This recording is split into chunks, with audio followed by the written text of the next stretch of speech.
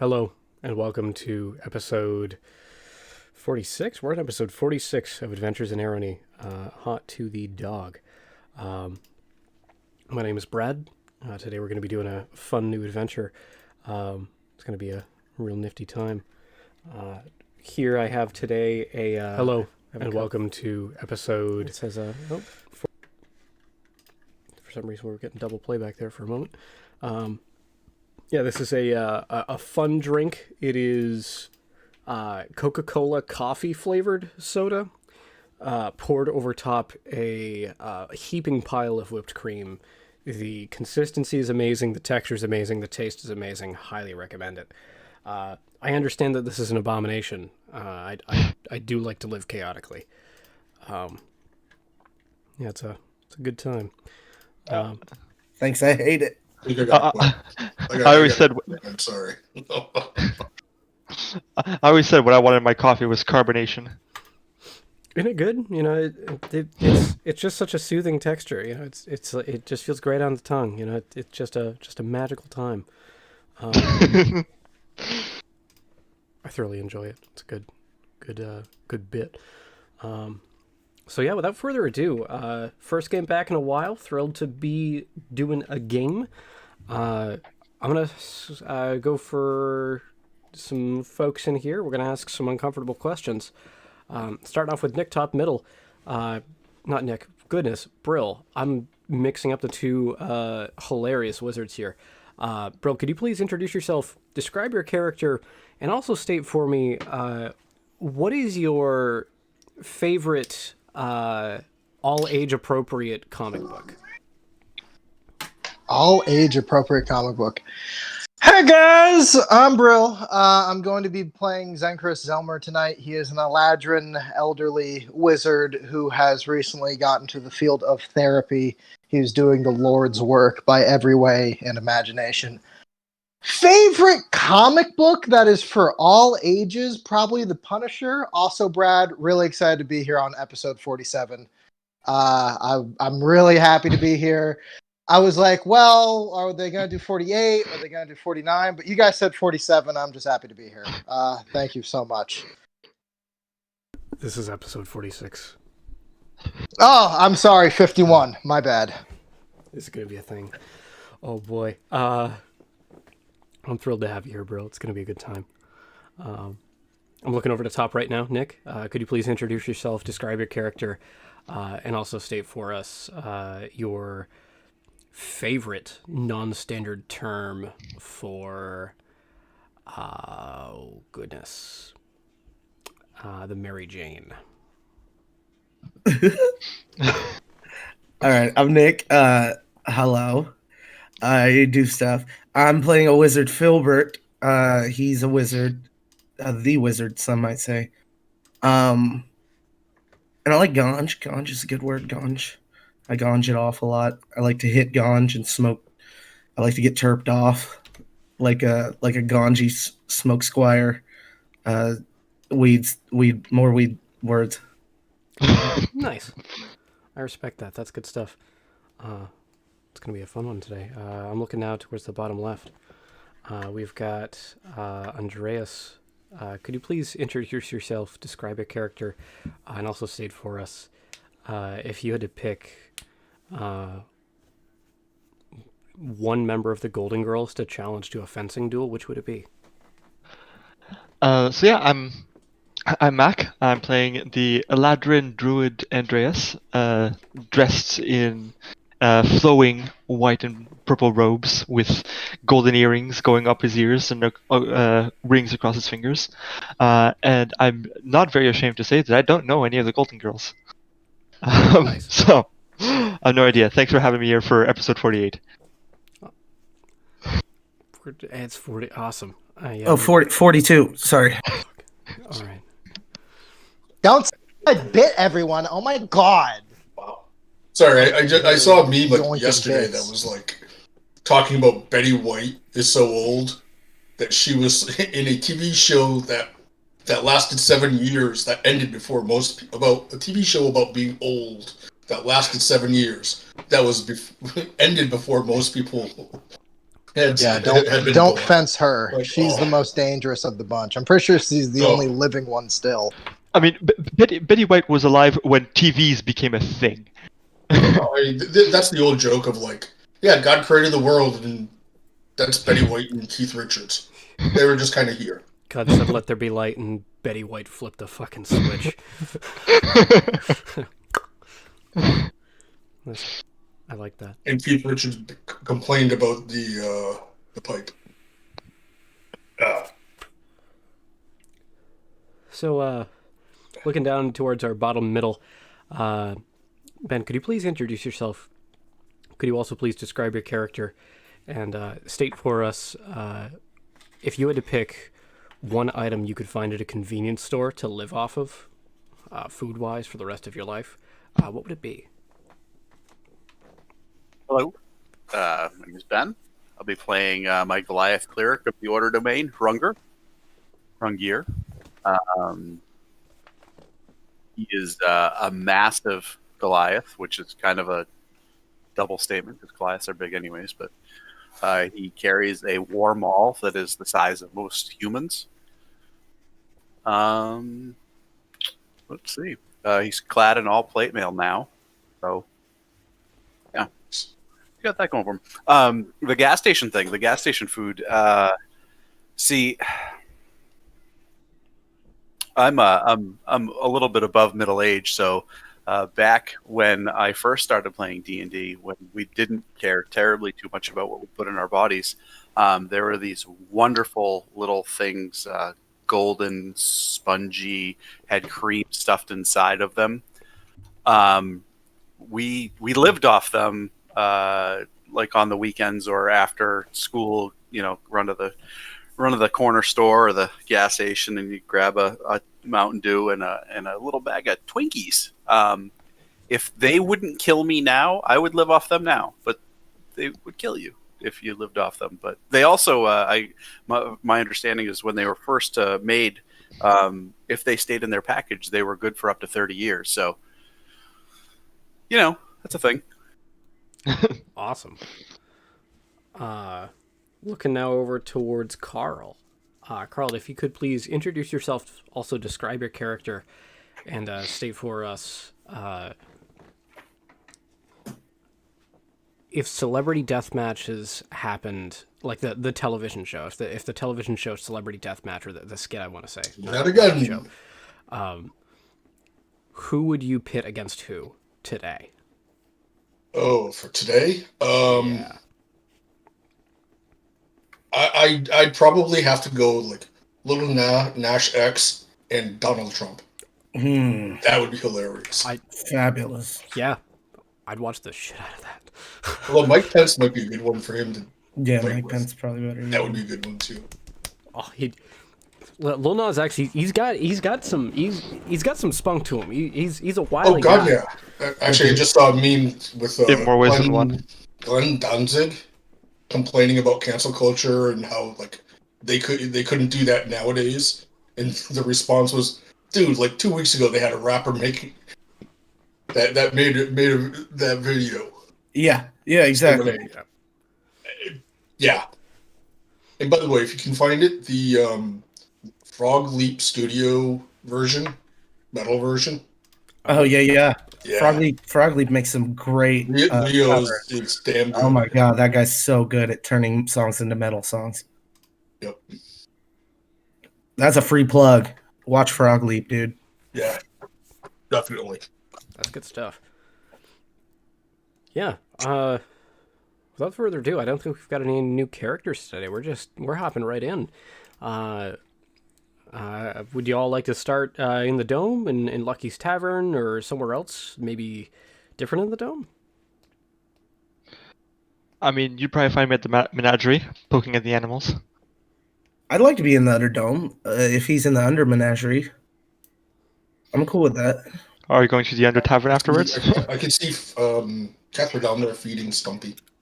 Yeah.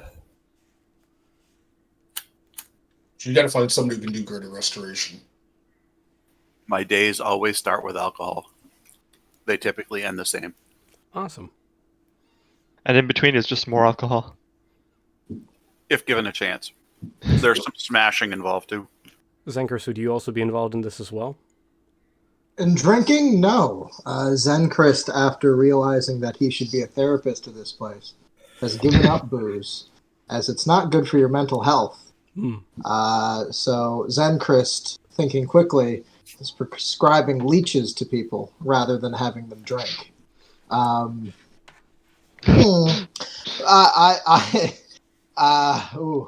Unfortunately, I don't know the dome like the back of my hand, so DM, I am going to drag and drop me wherever the action is to give that starting lineup a go. Today, I guess we'll start in the Den of Sins with these denizens. We'll be hanging out in a area most strange. This is a area underneath the dome, modeled after a certain headquarters for a certain fishing company that happens to be shaped like a certain pyramid.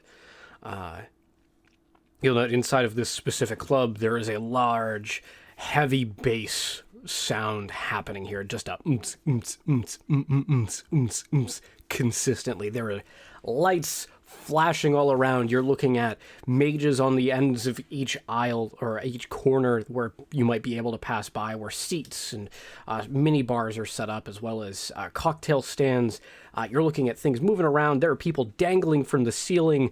The attire here, if in any way consistent, seems to be optional in the most open-ended sense.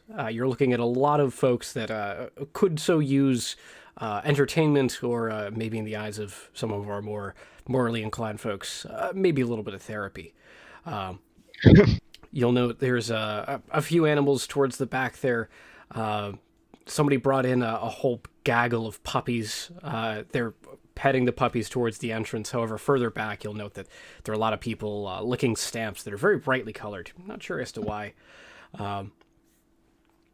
A couple of folks are making their way by with martini glasses on stands. One of the servers you'll get to know her name is Trixie. She is clad specifically in leather pants. She's got long horns as well as deep off-pink and blue skin. It's a little bit of a patchwork along her body. She is carrying this with her hands and appears to be handing out cocktails with her tail. She makes her way over to you. Oh, hey there. I figure I see all of you sitting down together. What can I get you? Yes. Haha! Okay. I'll take something fizzy and colorful. She hands over a martini to Kethra, and then motions over to a runner that is moving around with drinks. One pink drink, please! You'll hear a scampering as this small gnome dressed largely in leather with a lot of buckles and various other metal attachments at certain places makes their way up there. Yeah, I'm counting for you. I've got the pink drink, the likes of what Yink would drink. The most pink of inks. Oh, thank you. She picks up this glass and mage hands it over to yourself, Andreas. That first drink's going to be on the house tonight. Anything else for anyone here? Yeah, so a wizard would like your strongest drink, please. Built for a small man, though. Okay. She'll motion over. You'll see a light bit of glowing energy reaches away from her finger, taps a faraway person manning a bar who grabs a hold of a very clear-looking bottle, unlabeled, pours it into a shot glass. It wafts its way over to you. In smell before presence, you are procured with a shot of white lightning, we'll call it. That one will be all set as well. Anything for anyone else here? After I'll take a sip of the martini. Is it just a regular martini? Ale. Hold on. Kethra, I was actually a wizard doesn't drink. He lifts up his drink and pours that shot into Kethra's martini. Catherine's still kind of looking at it like, this is kind of small. A large ale is procured for Hrungnir. This is in a stein. Looks to be a very robust make. The wood, you'll note, is aged and smoked to a point where it seems to also be impacting the flavor of the drink. Very good craftsmanship involved here. It tastes wonderful. The wood, while wooden, is off-chilled. You think this might have been stored in a very specific, maybe set-aside area. You're not sure how she got this here so fast. You didn't see her move her hands in any way to procure this for you.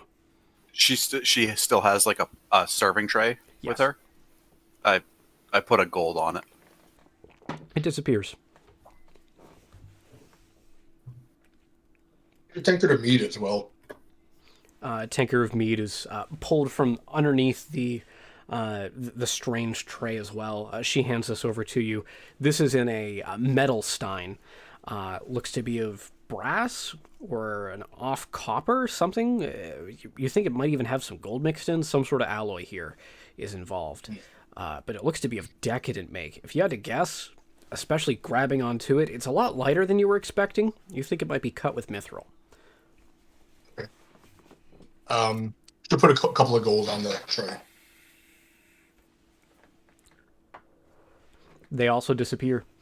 Thank you, honeys. As always, past about 6 o'clock, you'll hear a bell chime over there. We've got a candle system just to make sure, we do the we do the little nail drop in the back room. But just clock strikes 6 and stuff starts to get a little crazy. So I figure, just depending on when you're looking to skedaddle or what information you might be looking for, just, give a holler. But just as a heads up, it will start to get a little nuts in here.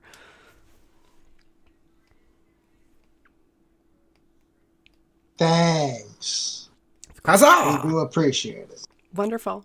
She'll walk away.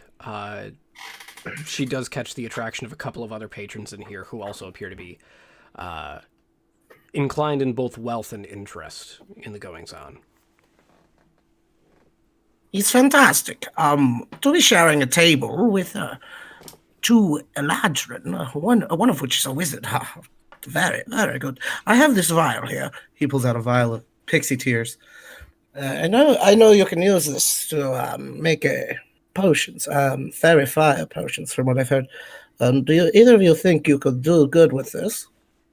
I'm afraid not.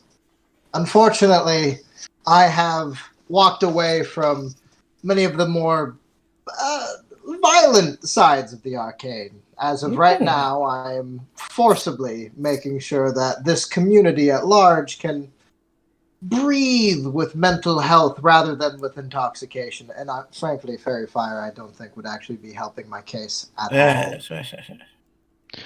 I'm afraid that I already know fairy fire, and I'm not too knowledgeable in the realms of alchemy, at least the magical kind. This is fair.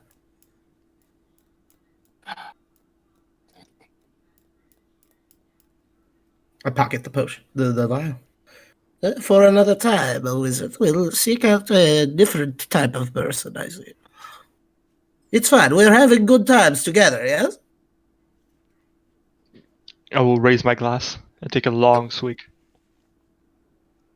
Catherine downs the martini during that exchange. Catherine, out of the corner of your eye as you down the martini, you can see there is a conversation going on between a small, older halfling woman and a very large red dragonborn. He appears to be clad in weathered gear, looks to be made for moving in and out, not necessarily for standing around. You recognize him as the general. You'd known him to be the captain of the guard in prior days. You haven't seen him around much. Yeah, he's been hanging out down here. Is this the tally woman? Appears to be. Or at least they look alike. You don't see any visible tallies, most interestingly. You'll also note that the general appears to be bearing several new scars, just on the face alone. Okay. I don't know if they're gonna. She'll kind of like look, keep an eye on them. I don't know if they're gonna catch Catherine. She's not being real subtle about it though. Kind of as she looks them over. They seem to talk for a few moments. Then the halfling woman stops talking And you'll note the general keeps nodding and speaking. He then grabs a hold of a briefcase and walks out.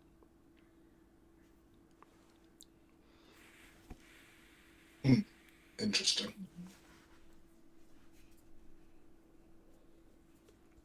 Okay.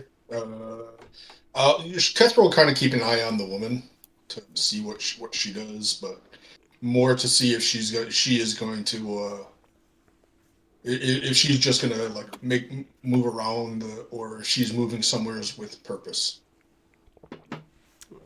Most interestingly, no one approaches her table. Can I see an investigation check?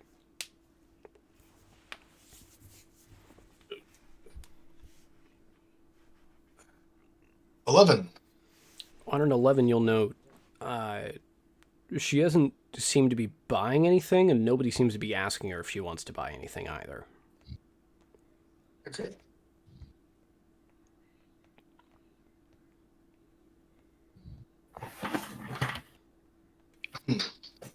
She's still waiting.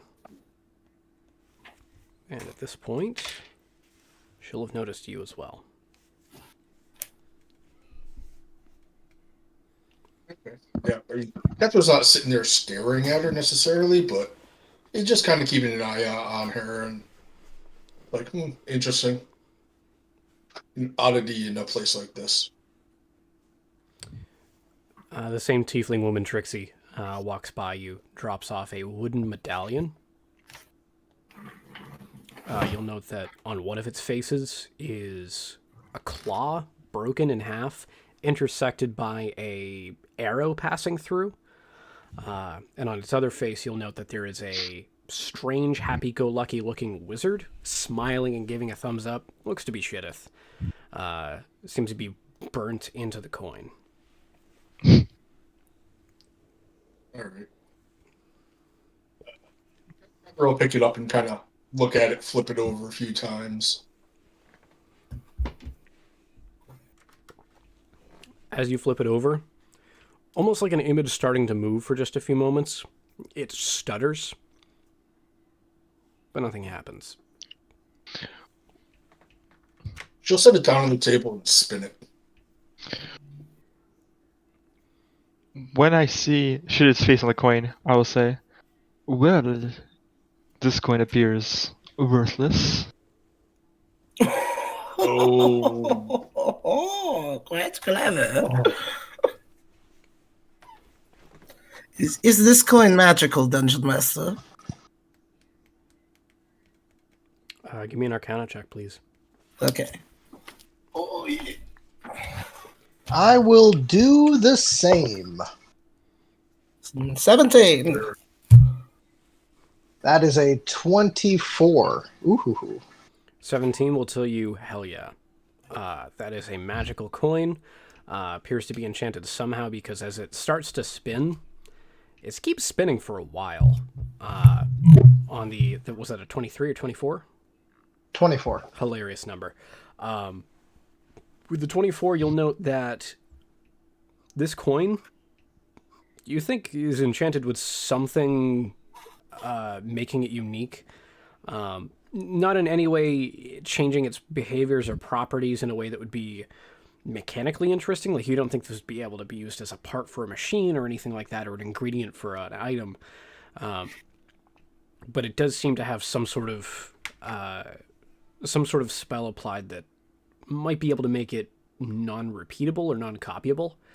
You've heard of transmutation wizards using this in the past to form a more consistent currency. It has a serial number engraved in the bottom. It's not fungible, if you might say. Something like that. Something like that. So, anything happen when Kethra spins it? It spins for a while. Most interestingly, this wooden medallion has the bark of what appears to be cedar still on it. For such an uneven surface, this should have fallen over. Who gave you that coin?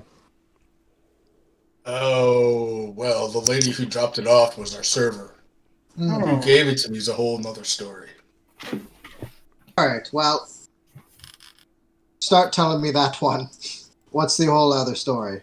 Tell me more about this coin if you can. Yes, yes. Shideth's a transmuter. Right. Yes. Do we trust Shideth? I know what he does. No. No. Mhm. So far, I've only met one person I trust here. Wait, let's hear from Hrangir. Do you trust him? Shitteth? Yes. No. Okay, yes. A wizard's apprehensive. I haven't been here long enough. Oh, like I said, so far there's been one person I trust here. Who's that? Me. Well, if you don't know much about the coin and you realize that it must be someone of the arcane, I frankly think it might be the wisest move to get rid of it. To be completely honest, you don't know what this server's intentions are, and to simply drop an enchanted coin on your lap is not hospitable at all. It's quite strange, and maybe you should try to pursue her for the answers, or get rid of it altogether. If nothing else, it could be used as a device to make it easier to scry on you.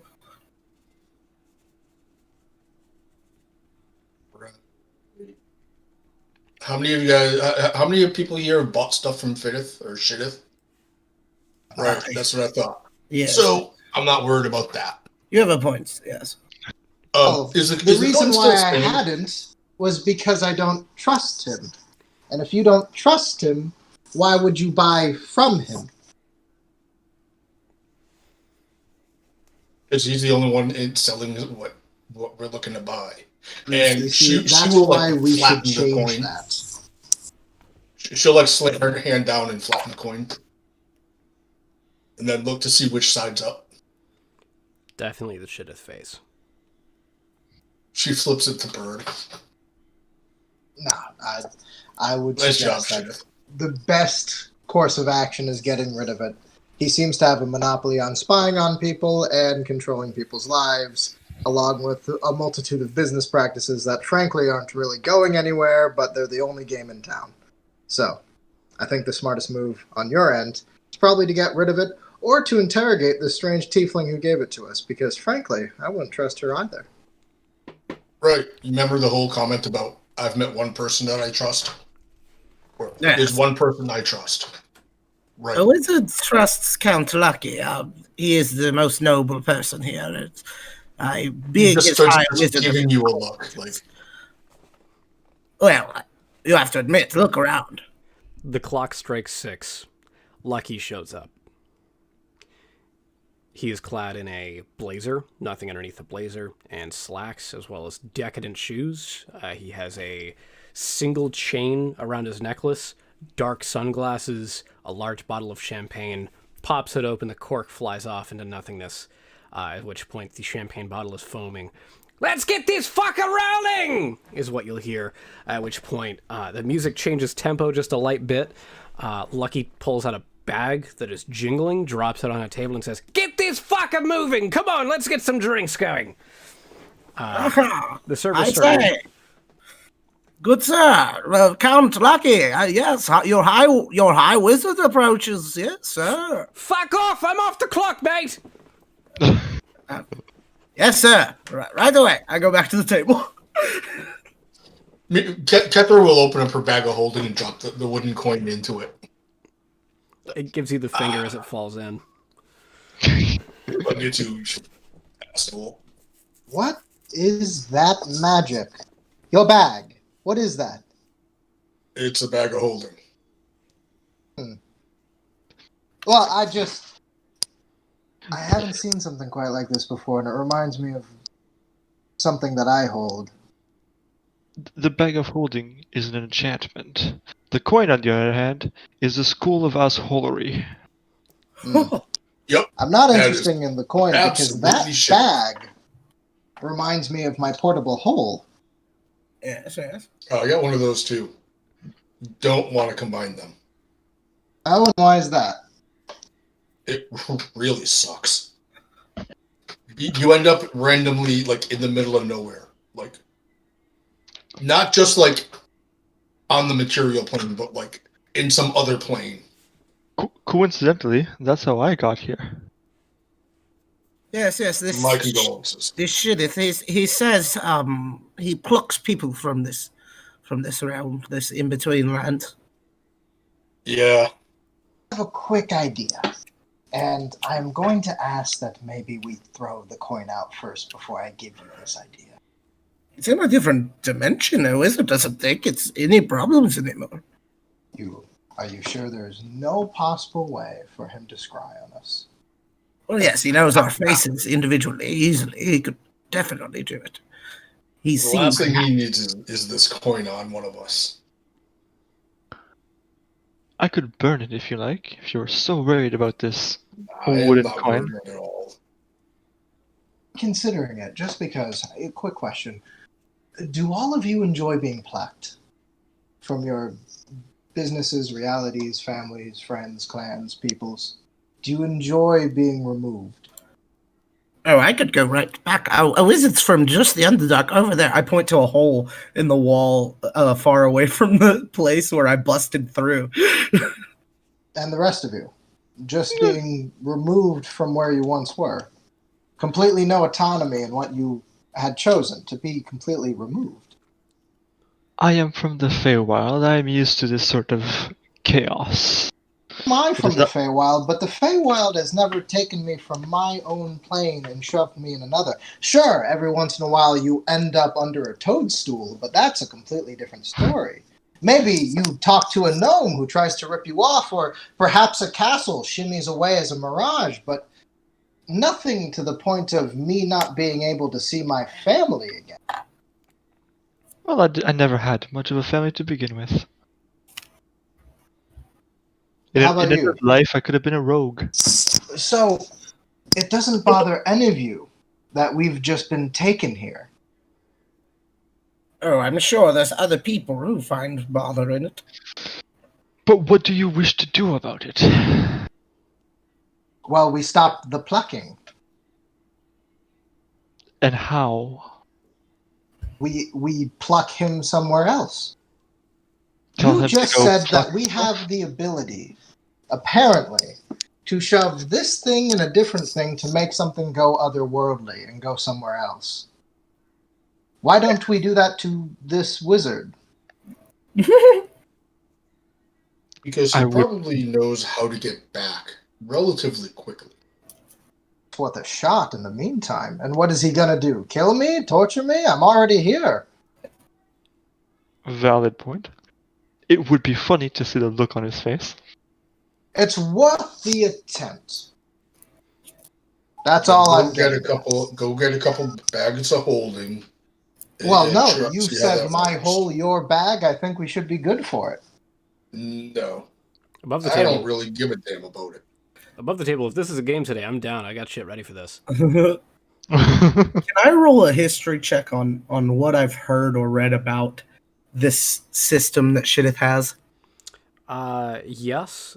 In the same moment, Kethra, you'll note that the halfling woman is now getting up and being escorted by 3 large Goliath men, all of which dressed in suits.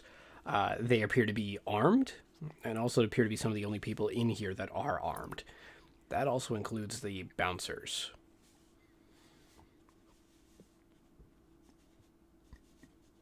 They There's just kind of like puts a point up to whoever's talking as this happens. It's like, stop talking, and kind of watches them go off. Do they leave or do they go into a back room? They leave.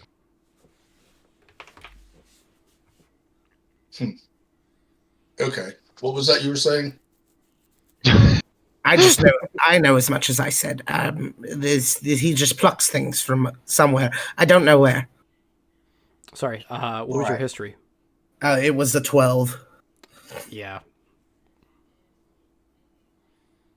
Yeah, you got enough. All I'm saying is this is playing gods with people's lives, and if we have the ability to at least make an attempt while we're here, we should try to make an attempt while we're here. And apparently, if a bag of holding, or in my case, a portable hole that I simply just got from a strange Teffels, it's easy to do. So there's no reason for us not to try to attempt it at least. Unless you are all fine with having your autonomy taken from you and being ruled by a strange god. I've seen stranger gods, in all fairness. I don't think he's a god. This isn't that different from where I was from. If he has the ability to take you and put you somewhere else and you simply accept it, he's a god to you. Do I know at least, No. Brad, do I know that he's not stealing people from their realities, he's just rescuing them? You would remember your last game's information that you received. Okay. So no.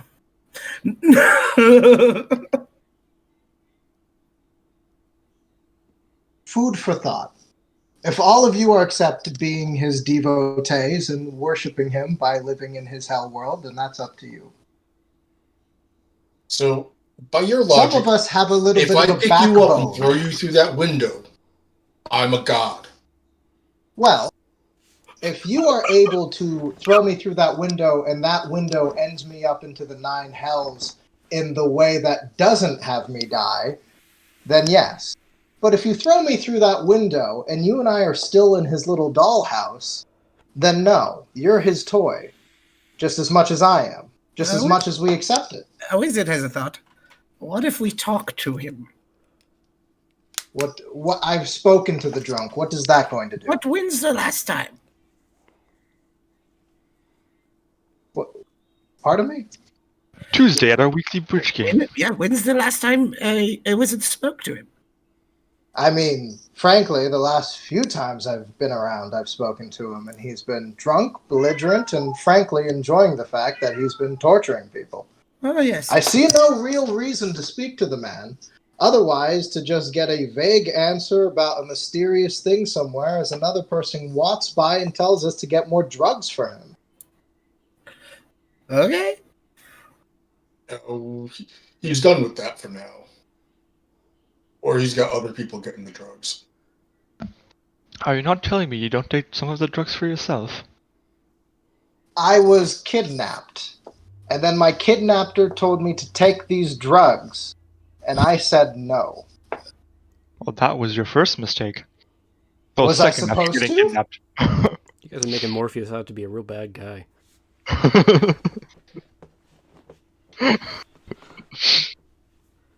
I'm sorry, did you just accept drugs from a stranger because he stole you from your reality? Don't we all? I was taught to Alright. accept drugs from strangers in white vans. Okay. Maybe my parents Interesting. were more liberal than You yours. need to have... We should book a session. Just Eladrin to Eladrin, because you're scaring me. I have that effect on people. And Faye. I doubt it, because most Fae see people like you and, ooh, easy trick, and they steal your, a couple of years off of your life? I feel like a hag. You're an easy mark for a hag. But, in any case... That was Bold- brutal. A wizard burned you bad. Do you need eyes? Bold of you to assume I haven't already been had by a hag. I imagine you would. If you show up into a new place and immediately accept what they give you, then clearly you have gained nothing from the Feywild. First rule of the Feywild, don't accept what they drink. It's so bad. They literally are trying to make your toenails grow out of your eyes. It's a mistake the whole way around. Toenails out of my eyes, however, was a good evening, and the meeting with the Fae did also start with a portable hole and a bag of holding. Yes, well, that brings me back to this, though. It's this idea that we are trapped in a dome, in a dollhouse, as a strange wizard god has the ability to pluck us whenever he wants and puts us wherever he wants us to be. So you're telling me you actually haven't left? How do you mean, how do I just leave? Walk. Well, you're right. I could completely go in a direction on a plane I have no understanding of. Completely correct. That's true. And possibly I'll get plucked again. You see, the threat to this is existential. It's abstract. It's beyond just walking in a direction. I understand that the near is very easy to understand, but this goes beyond that. This is removing people from time and space and putting them somewhere else. What if I leave, go for a couple of miles, but I'm in his grand plan for some reason, and he pushed me back? Or even worse, he brings children and tries to put them on drugs? It's a whole But thing, who's man. to say? More, Who's to more likely say you this? run into orcs and goblins and they eat you. Who's to say this wizard is plucking you? What if he's just capturing you? Oh, that's great. Yeah. No, capture. That's, ooh. What if you plucked Oofa. yourself and don't remember it? What if a wizard had a fumble? Your Get a bad home smell? plane is just somebody else's dollhouse. Boom. How so? You see, this is the thing. He Across the dropped a hot board, bomb on you. You need to let it simmer for a second. no. You see, here's the problem with all of this. When you actually say, my plane is ruled by someone else, yes, the council does rule, blah, blah, blah, blah, blah. But the difference between the council and what I'm dealing with here is when I meet with the council or I have to speak to them, No. divine light up in the heavens, I can't locate them. But here's the difference. Shit, My is God drunk will in his smite bar. you on any plane. Pardon me? My God is capable of hitting you on any plane. Who the fuck is your god? Any plane, train, or automobile. Apparently. Yeah, who's he? Who are they? Who is she? Who which god? Which one now? Greater beings than yourself. I understand that, but Shiddish isn't a great he's something I can comprehend. He's a drunk man behind a bar. We Are have the been gods not abducted drunk by men a behind sociopath, and all of you people seem to be accepting it immediately, like dolls. You see, the difference between a god and Shiddith is I can't see a fucking god. I have I met can my see God. and smell him, by the way. Does Actually, not you can. bathe. I have met my God. You've met several gods. Listen, I understand that you. For It some sounds like reason, you have an enjoy- issue with Shiddith you need to take up with him privately. Oh, Okay. probably. I'll watch. A wizard I, likes a show. you know what? I would also. If this is the will of the people, that is fine. But I was just wondering why everybody seems to be okay with it, and it seems as though you're just okay with it to be okay with it. That seems a bit odd to me, and maybe you should ask a few more questions. In a I world think with a gods wizard- and deities, do you think we have any agency to begin with? When I can smell, see, taste, and hear him fart, yeah, I think I do. That's the difference. Paylor, I never had to see at a bar. There's a line, and Shiddith is absolutely the line. He's a man. A wizard thinks you could answer all your questions if you asked enough people. Although probably not Shiddith, so he doesn't take well to probing questions. Oh, really? The mysterious person who captured us. Yeah, no shit. You seem to be very good at drug running and accepting his quest, but you don't seem to be very good at, asking the fundamental question of why am I here? Why did you pluck me here? And most importantly, can I leave, see my family? What are you doing? Are you going to do this to more people? There's a list.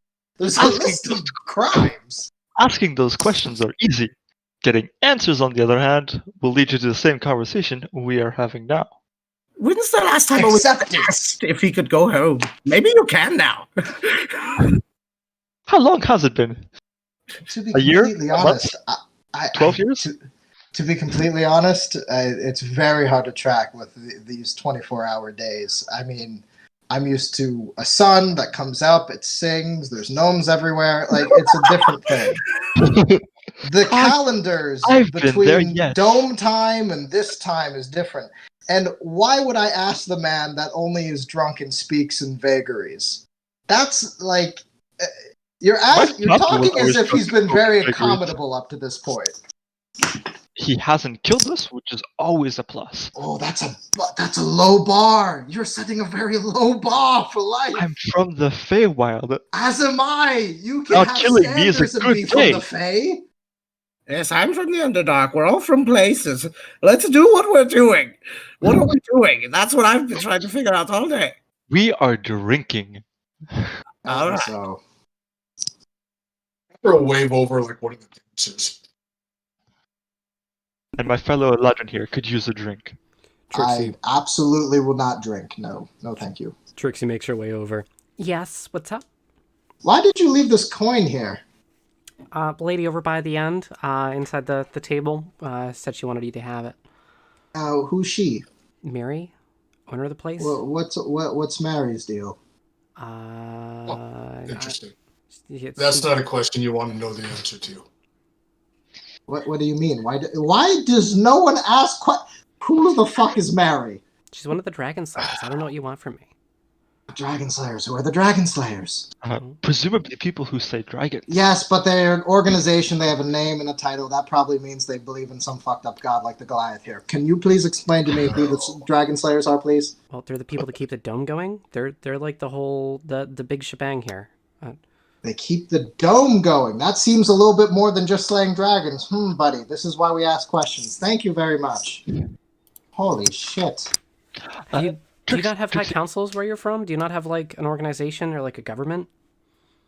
Oh, but the problem is they're kind of made out of light and sound and laughter, which it's very hard to give a formal request for your local representative when they're, stardust. I can't believe you put in something so abstract. You seem, I don't know.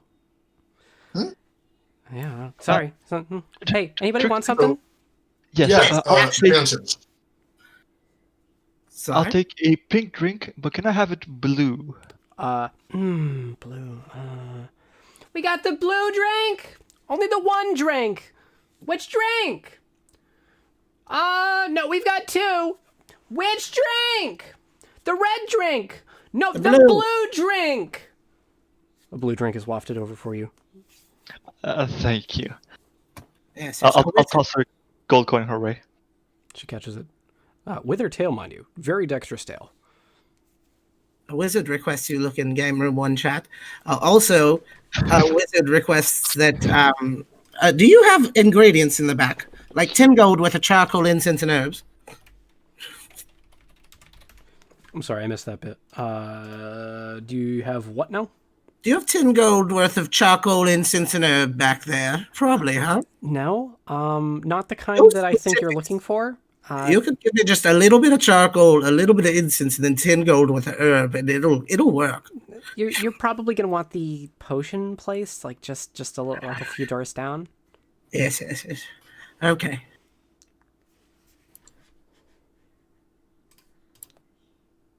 Answers. Hi there. Please introduce yourself, describe your character, and also state for us if you had to pick one fruit other than pineapple or tomato to put onto a pizza, what would it be?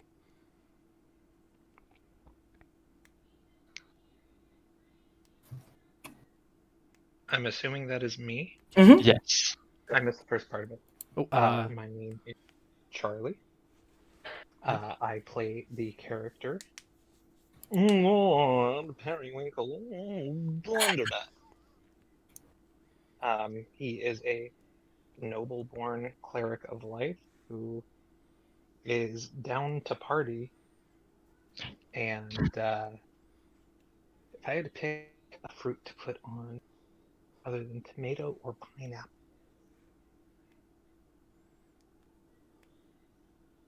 dang, that is a question. I would say let's go nuts and try like apricot. Alrighty. You make your way inside. You're visiting the Den of Sins. You'll see some denizens of this Den of Sins are hanging out. Blue drink has just been procured for one of them. They seem to be discussing the intricate workings of the politics around here, and then a mad god wizard overseeing the land. We're in a club contemplating the nature of our existence under this mysterious dome. Wizard will be right back. I run into Perry, like shoulder check his knee as I run off to buy my ingredients. Wizard should be asking me more goddamn questions, but that's none of my business. For the wizard, you'll successfully acquire some potions at the, or not potion, herbs at the potion shop just down the door, or down the hall, I should say.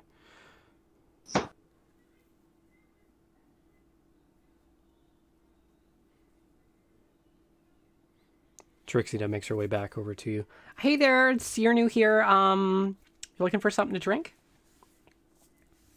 Perry? Yes, if you remember, we met just last night. Yes, that's right. What do you want? I recommend like a pink your- drink. pink drink. I'll have your finest scotch. She And has hopefully a. it's better than Lucky's. You'll note Lucky is currently dangling from the ceiling on a swing. He's spraying champagne over a crowd. He's got massive sunglasses, a very like go-go 70s dancer attire on with a blazer, no shirt underneath, slacks, and decadent shoes. The crowd is going nuts right now. People are engaging in various and illicit acts. A scotch is procured for you. This is a fine one. Your server, Trixie, will request a gold for that one. He will give her 10 gold and say to her in a very sly manner, "Why don't you come find me when you're finished serving the rest of these peasants? And thank God you know how to pour a fine drink." I'll think about it. He will give her a charismatic wink in a persuasion type situational. Oh yeah, let's see a persuasion check. That will be a 15. Give me a charisma save. Don't get your hopes Save. up. She says that to everyone. It's quite funny, actually. That will be a 17. You feel just a little strange right now. Above the table, you're being charmed. Oh, honey, just get back to your drink. Let me know when you need some more. Excuse me, wizard miss. I tap her on the tail. Could you push another table up to this one? I'm gonna need some space. She looks a little confused to you, motions over to a couple of folks. They bring another table up. You'll note that these folks are gnomes who appear to be moving fast. They also appear to be the runners around here taking care of any sort of empties, as well as running drinks over to folks at service requests. You'll note this table seems to be getting a bit better service than the rest of the establishment. Uh-huh. No waiters. That seems like a mistake somewhere. Alrighty, so After I'll fantastic. drop 20 gold on the tray. Yeah, a couple of dancers. Dan? Couple of dancers. Ooh. Pick your fancy. All right. Catherine will point to. We like dwarves. we like dwarves. Oh, I'm sorry. Were you saying something? I figured, you know.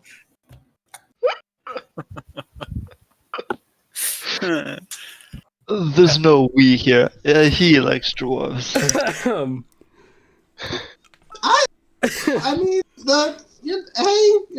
different strokes for different folks, I guess. Dwarves, please. Dwarves. 20 on the dwarves.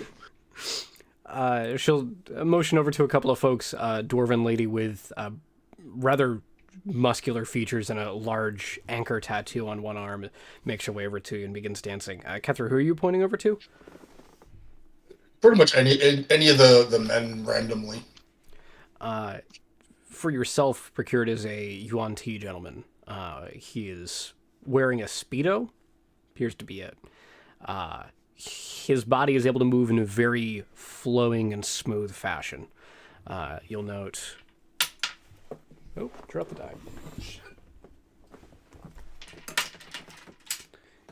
You'll note, while his body is moving very elegantly, his eyes are able to keep perfect gaze with you. Like, you're used to seeing people's eyes kind of jump from area to area as they regain focus. His eyes remain unwavering. Okay. She's good with it. I've set out a book on this table along with like some cups and candles and shit, and I'm burning some herbs and I'm drawing runes in the air. Perry will take off his shirt, take out a small knife and cut the sleeves off, put it back on unbuttoned with the ascot that has been underneath his armor very finely tied and turned to the side.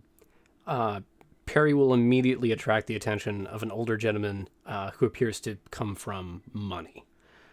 This gentleman is at the bar nearby. Another drink is procured for you. This one is a strong martini. You can smell it before you can see it. Your dirty, dirty mountain digging hands. Oh, she's got gams for miles. Why did you? Oh, a snake person. Shake it. Okay. Yes, yes. Tell the snake person to watch their ass. They When in keep Rome. bumping the table. Honey, apparently they wouldn't go with my assassination plot, so we're just going to have to try to have fun tonight. A little stick in the muds. Honey, if I were you- Question. Honey? Aladri, friend of mine. What is your name again, sir? Andreas. Andreas. Quick question. Quick answer. What part of the Feywild are you originally from? The balm of the summer court.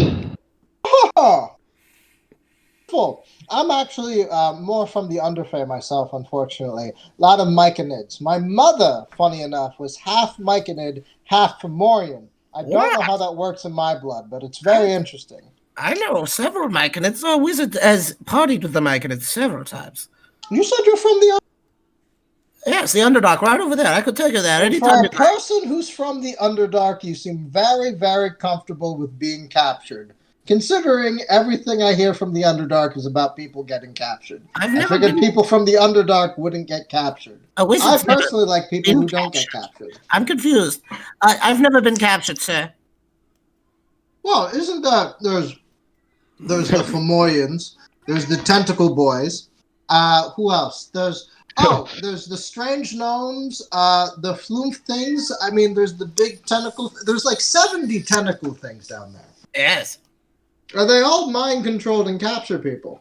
Yes, yes. Okay. Yes, everyone has a kink, don't they? No, that's not a kink thing. That's a I enslaved you for all time thing. Again, I And feel like some you're an people easy target for a hag, and I'm scared for you. Look, a wizard is free. I work for Count von Lucky the Third. Pardon me? I'm in the higher ranking council of wizards here. You know this, yes? You see, that's not only do you accept the fact that you've been kidnapped, but the Stockholm syndrome is amazing. You go through their government? No, I mean, I've never been to Stockholm. Hi there, honey. I'm sorry. Did you say they're planning an assassination? Well, Only casually. it really didn't take off, to be completely honest. Oh well, just depending on who you're looking to assassinate, you might find some assistance. Oh? And who might that be? Well, there's a few people around town. You're probably going to find some halflings that'll do work for you. You might want to see to their one of their head ladies. I'm fresh off the boat myself, but we use the dwarven ladies. We do a lot of business with those halflings known as the anthill mob. You might be familiar with them. I knew dwarven women were the go-to. Thank you. Okay. That is all good to know. I will keep that note for later when I can associate with people who are less in it for the party and more, in it for freedom. Thank you very much. Oh, you'll find many a dealing happening in a club such as these. She is still moving rhythmically. Like there's a lot of exaggeration. Oh, no. She's twerking in my face. Yes. That's totally fine. I'm trying to get every part of this hairy dwarven woman all over me for this conversation. My God, she's got gams for miles, gentlemen. I say, Trixie, I'm about to make a lot of smoke. Could you have somebody prestidigitate it away? Of course, yeah. We somebody get Jerry out here. You'll see a kind of stout-looking gentleman. Looks to be a little wider, kind of flat-nosed, wide-eared. You might guess to be a furbolg, but the lighting is hard to making it hard to gauge. He makes his way over, holds a large hand above your table. Oi, what do you need? Yes. Here comes the smoke. Just get rid of it, and it will be there for 15 minutes. 15 minutes? Yes. It's all fine. A wizard gives you money. Oh, I have no money. Yes. Watch the dancers. You're having fun.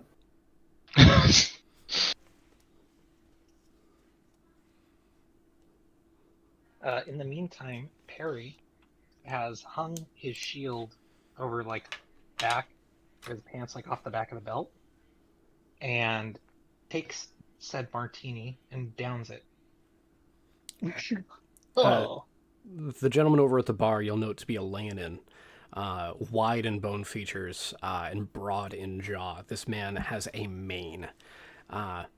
Makes his way over towards you, hands you a small note for later, and then makes his way back.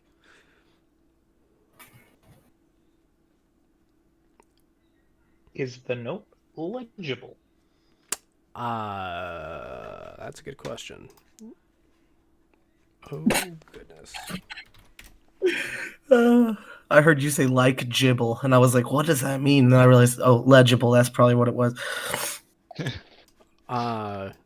You find a bit written in Leonin. Looks to be a pretty elegant but choppy typeface that this has been written with.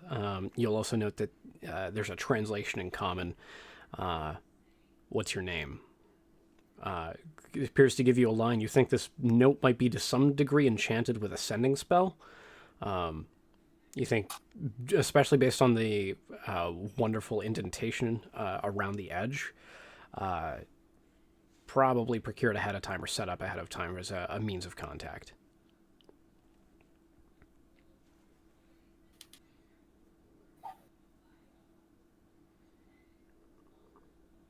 He will pocket it away and save it for a rainy day. For the wizard Filbert, as your smoke rises from the table, the Furbolg, instead of disappearing the smoke, casts dancing lights and is making a smoke light show. He then saunters off, 15 minutes, and makes his way over to an employees-only area. Don't worry, I've got it. I would like to cast Gust to take away said smoke. Do it above the lights. Leave the light show. That looks beautiful. Gust! I control the fucking wind! I will control the fucking wind with Gust, please. Thank you. The dwarven lady is complimenting you. It's kind of cheesy how like gratuitous she's being with this. You're so good at winding. I've never seen somebody make wind blow that fast. Oh, nobody has, babe. Nobody has. Be useful on a ship. Oh, absolutely. You should see him after he's had 6 cans of beans.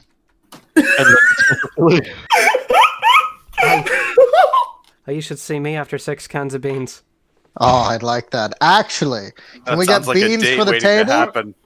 Can we get some beans for the table? Legumes? Trixie makes her way over. Sorry, we actually had a cowboy type in here a couple of days ago, bought out our whole stock. I'm going to be honest, I've run into about 4 different cowboys. I've never known what they were until I went here. Fantastic. What food do you have, Trixie? Apparently we're doing a bit of a celebration thing for no reason at all. I'm pretty sure it's because all of your mothers and something rather deep inside everyone's psyche, but for right now, what's up with the food menu? I'll get a charcuterie plate over to you. We'll get some nice dry samplings. I figure you can figure out what you might want afterward. We do have oysters on offer. Oysters are actually on half price today. Luckily enough for me, my companions seem to be rather wealthy. We'll take all of your oysters. Of course. She makes her way over now. For Kethra, your Yuan-Ti companion has not spoken a bit, to the point where he is silent to the point where you can hear his tail rattling with every movement back and forth. Yep. Nope, she's okay. She's just kind of ignoring the rest of the group. Smoke disappears. Book gets real light. Flump. Oh, hello. How are you? Ha! A wizard has a new familiar. A new familiar. It seems unfamiliar to me. Yes. Sir, I am going to take one of the forks and try to eat said flump. No! Stop! What? Please stop! No! Wait! I'm sorry. I ordered oyster and then this big one showed up.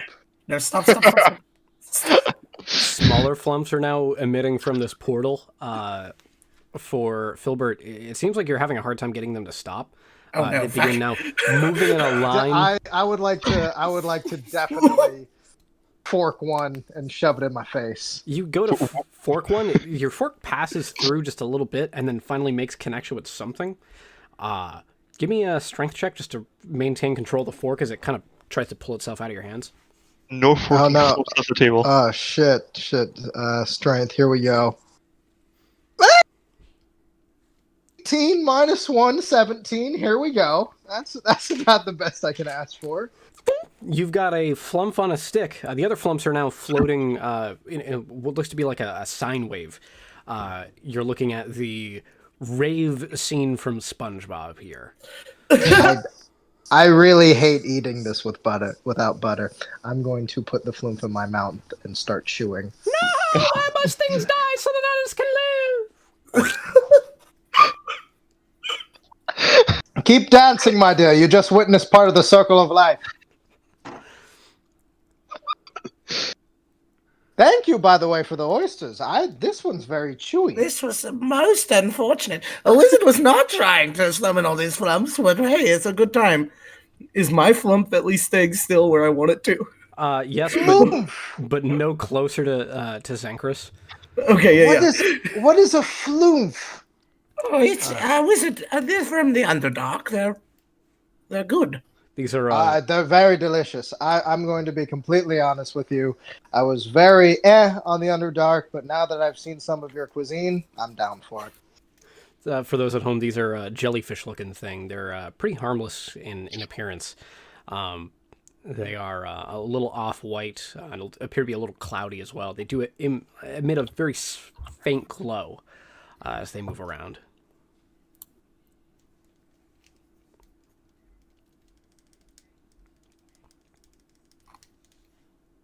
Yes. Mine's weak, though. Can't attack. Oh, I wish I could. I know. You're a good flump. What's your name? Oh, my name is Franfi. A wizard's Franfi. Franfi the Flamp. Fantastic. Flampy looks a little juicy. No. What? Said familiar, right? Yes. You can get a new one. I'll do the yes, summoning for for 10 you. gold. A wizard's broke. Leave me alone. Flampy, If I give you 10 gold, right? No. How about this? I'll I give just you took 20 an gold hour. and I get to eat him. I took an hour making Flampy. 20 gold, you could bring him back twice. A plate of charcuterie is now procured. Ooh, see? Charcuterie. I'll be I'll start honest. sucking on some oysters. That floof was delicious and I want the big one. So 20 gold. I'm snapping You'll be able Flampy back to the Underdark, and I can bring him back when I need to. No, not back to the Astro Dread, no! Oh, aren't you a good friend? He seemed happy to go. It's better than being eaten by a wizard companion. To be completely honest, it would have been brief. He would have been fine. You can get a new one. Yes. You made a bunch just a moment ago. I didn't mean to do that. I have no control over these. Look, they're just doing rave patterns. I'm going to catch another one. I'll just keep going. You'll successfully get like balloons bouncing at a party. They're just kind of wafting their way around. You plunk one out. No, don't kill me! Oh, I have a will. I'm sentient. I think my favorite condiment is pleading. Begging for one's life is frankly delicious. Please, I'll tell you secrets. I'll tell you knowledge. All right. Oh, little one. Tell me knowledge or you go in the stomach. What do you hold, little one? Up through the gums. Come on. I just don't want to go back to the Astro Dreadnought. Please don't send us back. Whoa. Hold up. Harry? Say that again. We don't want to go back inside the Astro Dreadnought. Anything but that. Oh. Ooh, I think I've got a new nickname. I'm eating this one. No. It's terrible. Does a wizard not see the irony? The people there Harry are brutal. They're upon- terrible. You were plucked once. What if a wizard shouldn't have ate you? To be completely honest, I'm bipedal. This guy's kind of small and jellyfish. We're completely different. Racism. Sorry, did you To say be sheriff? completely honest, racism. This is what you said. Did you say sheriff? Is that what you said? Yes. Why do you know the mad wizard sheriff? A bad wizard, sheriff? The mad wizard sheriff. Yes, he's a good guy. He's quite insane. Off his rocker. His ex-wife said so. Yes. Who's his ex-wife? Shit, The it Astral seems Dreadnought? like the food knows that I'm right. Interesting that. So, food, tell me more about the Mad Wizard. Yes, let's trust the food. Yes. This Oh, is a so good now idea, they're not wizard. people. Now they're crazy because they got plucked. You called them Interesting, food, sir. His ex-wife says he's terrible. What's Don't his listen to him. ex-wife? Who's his ex-wife? Christine. The Astral Dreadnought? No, she's in the Astral Dreadnought. It's a whole thing. Is she a flump? No, she's not a flump. Are you sure? that. Oh. Quite. She's Well- 3 flumps in a trench coat. Oh, I Well, knew it. If she's not a flump, then we should probably think about rescuing her. Why is she in the Astral Dreadnought? I don't know. I'm a flump. I don't get these kinds of bits of information. I just hear what I hear around the water cooler. Well, At flump work. I'll be completely honest. Your sacrifice is greatly thank you. We appreciate it. Now, Well, stomach time. I guess it's settled. Oh no! I so want to live. We need to do exactly what Zimchrist wanted to do, but we all need to be right next to Shidith when we do it, and we all need to go rescue his ex-wife. Help! I'm With being him. oppressed. Oh.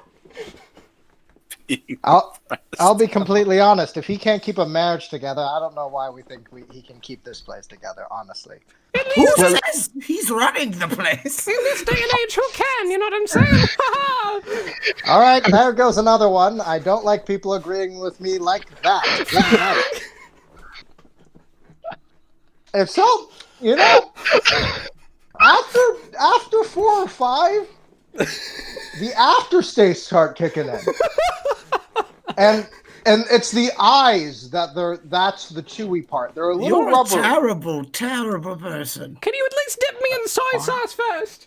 You know what? For you, I will absolutely drown you. Get under there in the sauce. And then let Get in the sauce. You asked for this. some wasabi. All right, now. A wizard hates this. Upon seeing the flump being eaten, Perry will walk over and go, yes, we used to do the same thing with the orphan children. Oh, bad. Oh, bro, that is way too far. These things aren't people. They're They barely are thinking. too. They told you their names. If I- What more do you need? We wouldn't really eat them, but we get the information. I'll be completely honest. If I counted every tree and every toadstool in the Feywild that said there was a person, it'd be thousands. You can't trust that. Yes. Oh no, you absolutely can. Wasabi. Flavor palette.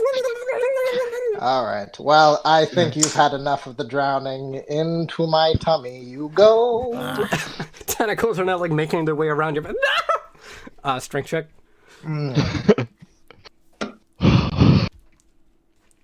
16? That's fine-ish. No, if you eat meat, you do this to a certain extent. Ah. All right, I think I'm full. Dancer, keep going. This has been lovely. I was a little bit like, ooh, this place isn't that great, but honestly, the live food and oysters has been fantastic. Terrible. And yet you judge us. He judges us the whole time. He says, "Oh, isn't shitty for doing things that he's never done." It's ridiculous. He called me gullible for being gullible. He asked all these questions yes, I that have did, been and honestly, answered in previous I think episodes. I think I'm going to keep calling you gullible, to be completely honest. Either Hush. Um, I think you're doing a great job proving your point. thank you, honey. Next thing you know, you'll tell me it's written on the ceiling. No, that would, you see, you'd be expecting that. I'm going to say it's on the floor. What? Where? That's an old Fey trick, you see. Yes. Not the. Maud Chiselbone, hag, taught me that one. It's gullible on the floor, not the ceiling. That bitch was tricky. I bet Okay. you got gullible in your pocket. But I don't have gullible in my pockets. See, my pockets are empty. I conjure a word gullible in his pocket. Oh my god, here it is. I finally found it. Like the Electric Company television show from the mid 2000s. The letters just kind of pop out and it's a whole dance.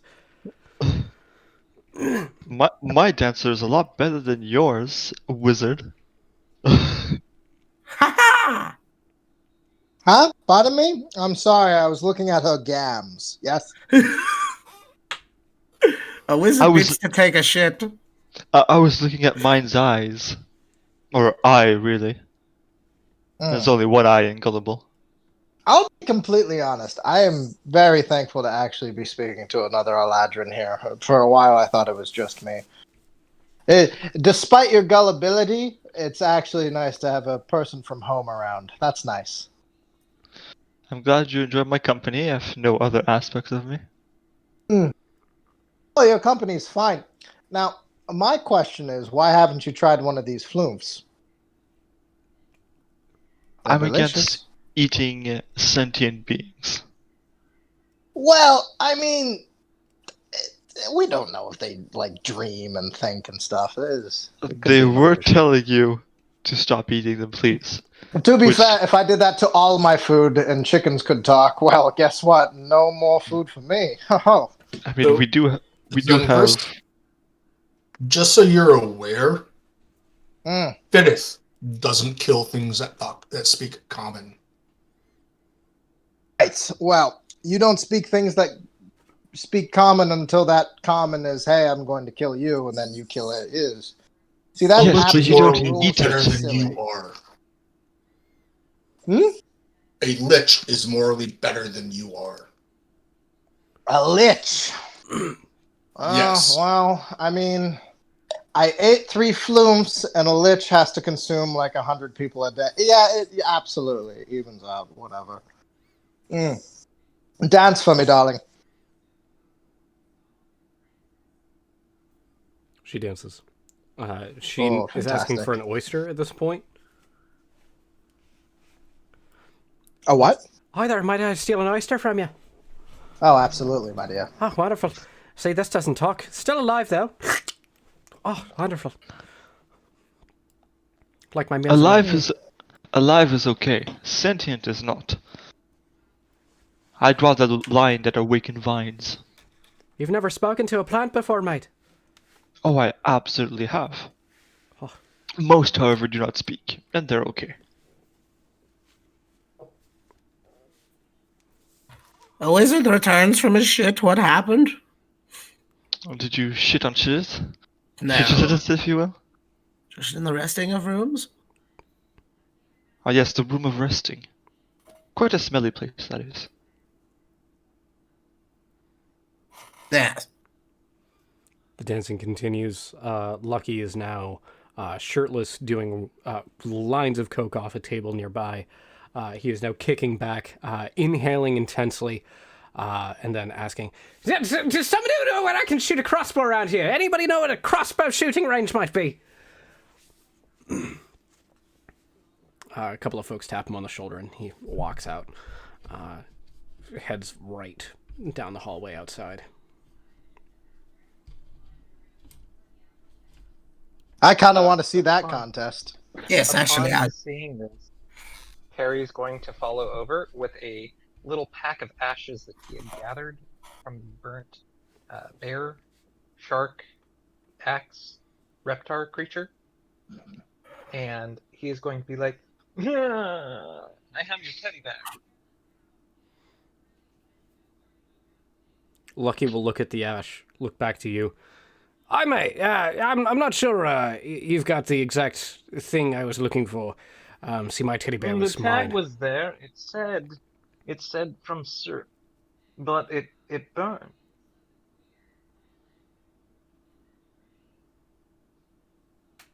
He looks off for a few moments, shakes his head, and then leaves. Yes, that'll be 150 gold. He gives you the finger as he walks off. Everyone here is so Uh, pleasant.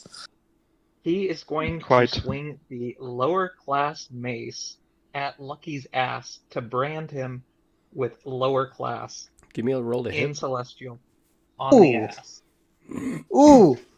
It's lower class, if you want. Come on, baby. Back home, they call this the cheek maneuver. It's a classic, Will an honestly. 18 hit? Quite cheeky, yes. 18. Oh. That is a good question. You go for a swing.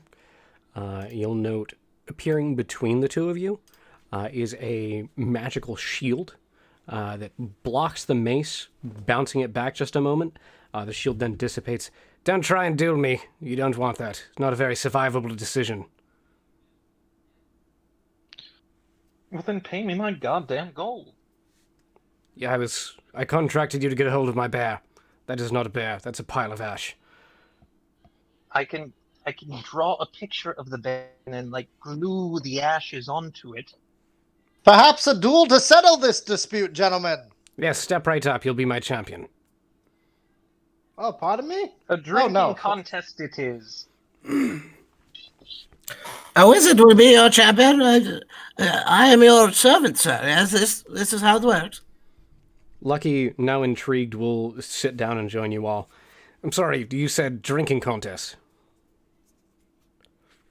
Well, it's the only way a gentleman can really retain the honor.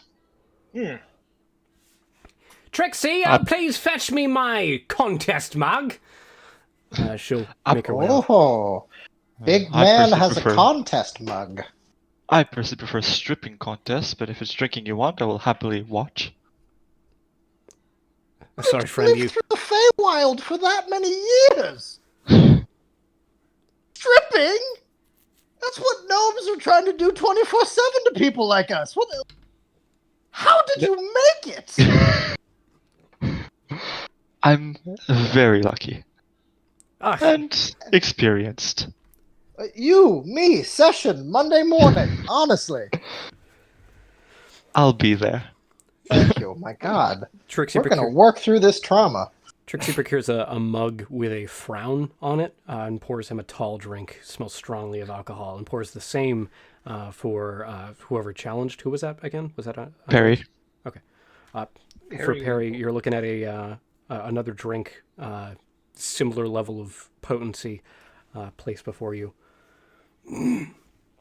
Moonshine, honeys, drink up. Kethra will look at Trixie and where's mine? She'll be right back. She makes her way over to the bar, asks for another, and procures you a tall glass as well. So, you want to challenge the man to a drinking contest. You challenge the barkeep to a drinking contest. This is silly. Sorry, what is it you loiterers are doing around here? Loitering. Loitering, mostly. Honestly, I will bet money on my man here. I will put down 2 silver on the challenger to this barkeep. I think the barkeep thing is a complete facade. I think he might be a lightweight. This could all just be posturing. I'll put 2 silver on Lucky. Yes, there's no way you'll get beat, Count Lucky. You're the greatest and most powerful person in the world. This man shows up, worships the first thing he sees. Go for it, my dude. I don't know who you are, but I believe in you. Worships the first thing he I'll sees. put 10 on Lucky. So someone should keep track of this. 10 gold.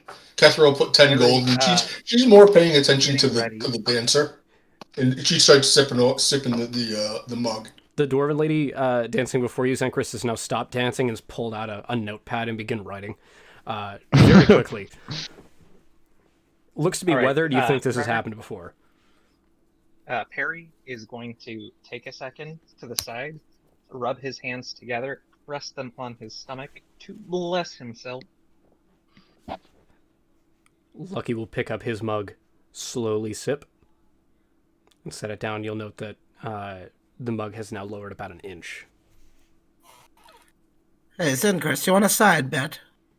Not really. I'm doing it with my people. No, Honestly, you keep judging me for eating your flooms. Go Listen, for it, Perry. Don't those fail aren't my me. floops. Look, if Lucky wins, or if he wins, either one of us will get an hour with the other one's spell book. Holy Honestly, shit. An I don't know hour? what spells you would have that I would want. Okay, fair enough. A wizard regresses. Absolutely, you do. Come on, Perry. What spell you think Drink you can up. copy in an hour? Perry is going to take his glass, his mug, and he will drink an inch and a 16th. Con save, please. Con.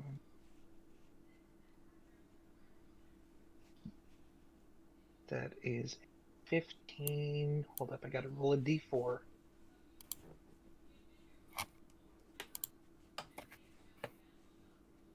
Plus 1, 16. 16, we'll see that this goes down. You've got the firm exhale afterward, just clearing your breath. It stung. That was a lot. Well, I'm just kind of sipping away. Not. She is sort of keeping pace with them. She had a 20 on her save. Yeah, you're doing all right. Your snake companion is exhaling slightly through his nose, suggesting a stifled chuckle. what am I perceiving? Does it look like he's actually really doing all right with this, or like he's putting on a facade? He's doing fine. He has been going to town in here. You'll also note that he had just, a few moments prior, downed a stimulant in a line on a table. He does That's right. He does have a bit of an advantage here. Question. I know that we're doing an honorable duel, but since Lucky was able to do a couple of, I'm assuming, drugs, Perry, how about you do some for your next sip? In fairness, I did see Perry cast a spell on him before he started, so I believe this evens things out. You think this Lucky guy doesn't have any spells on him right now? Lucky gives If know I what? detect magic right now, I bet he lights up like a lead balloon. Okay. I believe he's just lucky. I Go do for not it. believe in luck, and you shouldn't either. Again, I have Go for no it. clue how Cast you made it through the magic. Fey I want to line. see your eyes melt. And does anybody have a small roll of parchment and can bring me some of this powder? Hans! Get this man around! You'll see a well-dressed monk-looking fellow, shaved head, chiseled features, knuckles that suggest they've been molded over time against a hard surface. He grabs a small wooden box, pulls out a straw for you, appears to be made of metal, and then begins to set you up a line as well. Ooh, they're so they're so eco-friendly here. The reusable snorting straws. He's going to go I bet for they it. don't wash them. Just gonna throw that one out there. You're gonna do what now, Perry? I'm going for it. Lucky will as well. He'll slowly sip. You'll see an inch and a half gone. He will do an inch and 6/8. Are you hitting that line as well? Yeah, that's how Hell yeah. contests go. Yeah. Give me Yes, a yes. con save at advantage, please. I got a 25.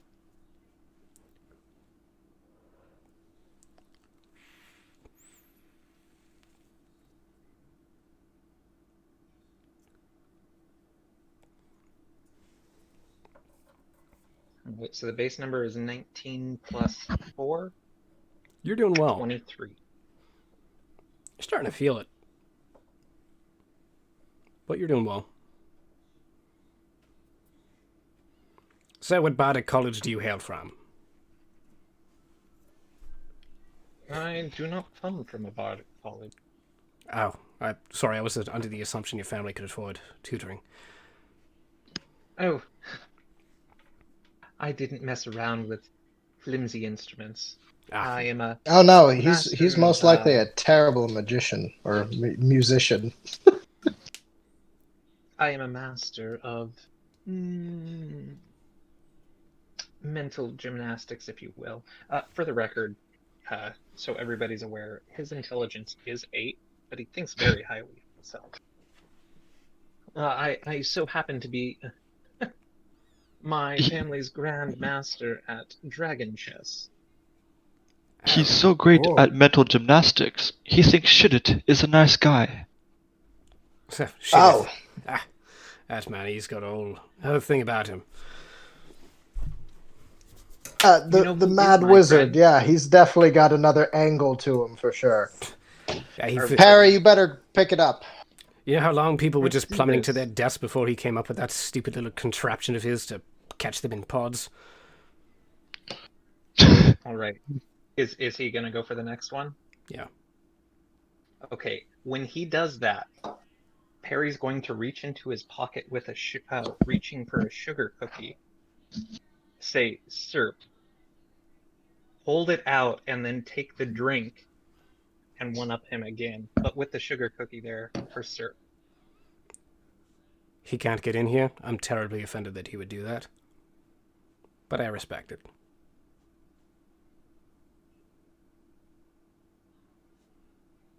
Well, one's got to do what one's got to do, and apparently you might be able to drink, but you can't face your ex.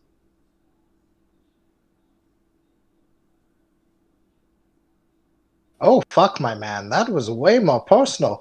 But keep going. I want to see you down that thing.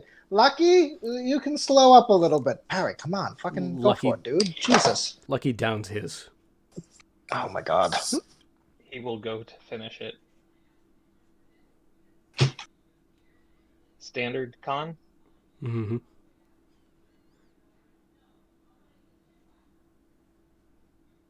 Okay, 17. Come on, D4. Do me good.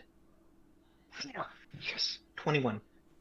Solid 9 plus 10. You're doing all right. You are swaying, but you're doing all right. Trixie! Oh, Trixie, please get us another round. Another round is procured. She tops both of you off. You'll note that her bottle is quite old. Looks to be older in aesthetic as well in terms of its make. But moonshine nonetheless. Comes in a large clay pot. Can you get me a chaser as well? He's gonna try to coyote ugly this bitch. She's going to get you out some cranberry juice. That should take the kick off just about anything you need there. Okay. Lucky, are you done having fun? No. No, the vagrants are grilling me on my time off. We're not vagrants, we're actually vagabonds, but I can understand the confusion. Sorry, in this den of scoundrels and thieves, I do find myself so confused. Understandable. As I was saying, your mad wizard friend figured out how to Friend make is a strong term. he made some pods, figured out how to catch people that were being plunked into this existence with lack of pattern, and then next thing you know, he decides to pull them out at opportune times when he's got 4 or 5 of them saved up, and then he tries to convince them he's a god.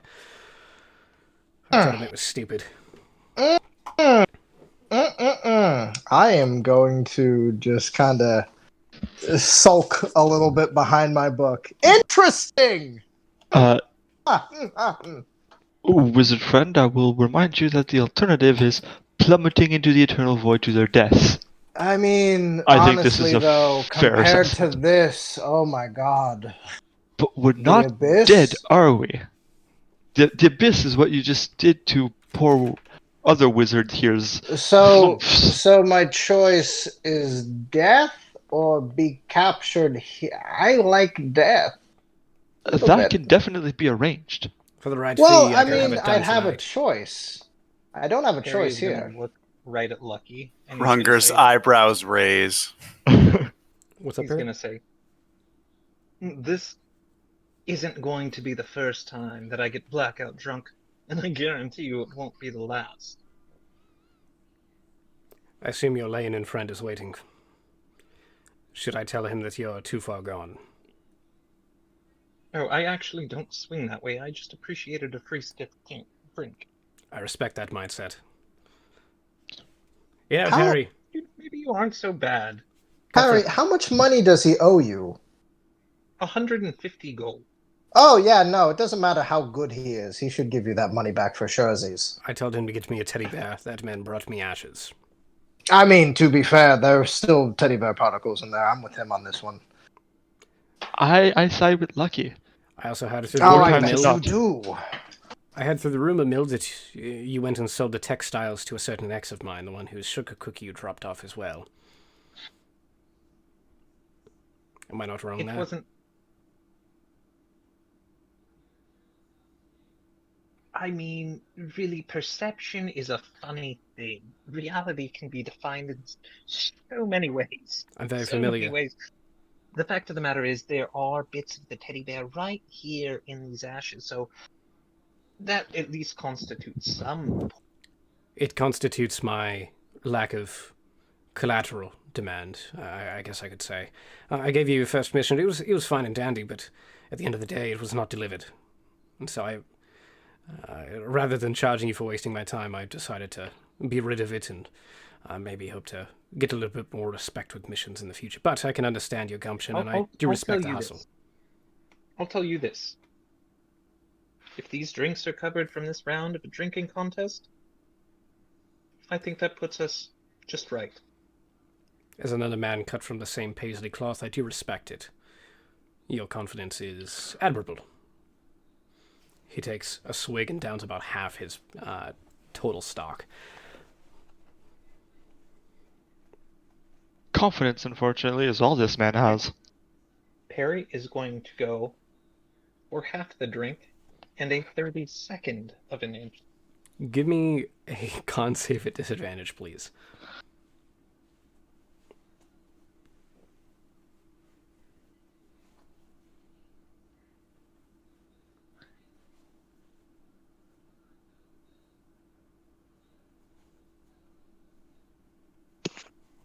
Okay, first one was 20, so I rolled a 20 and a 17, not rolling the d4 yet, which is a 4. You're still making it. The D&D Beyond dice roller is loving me today. It is a fickle beast. So what have you all been up to today? Lots of Drinking comings and goings. and drinking. What a fun way to waste a day, isn't it? Well, not much else to do in a place like this. And I just vaguely. True that.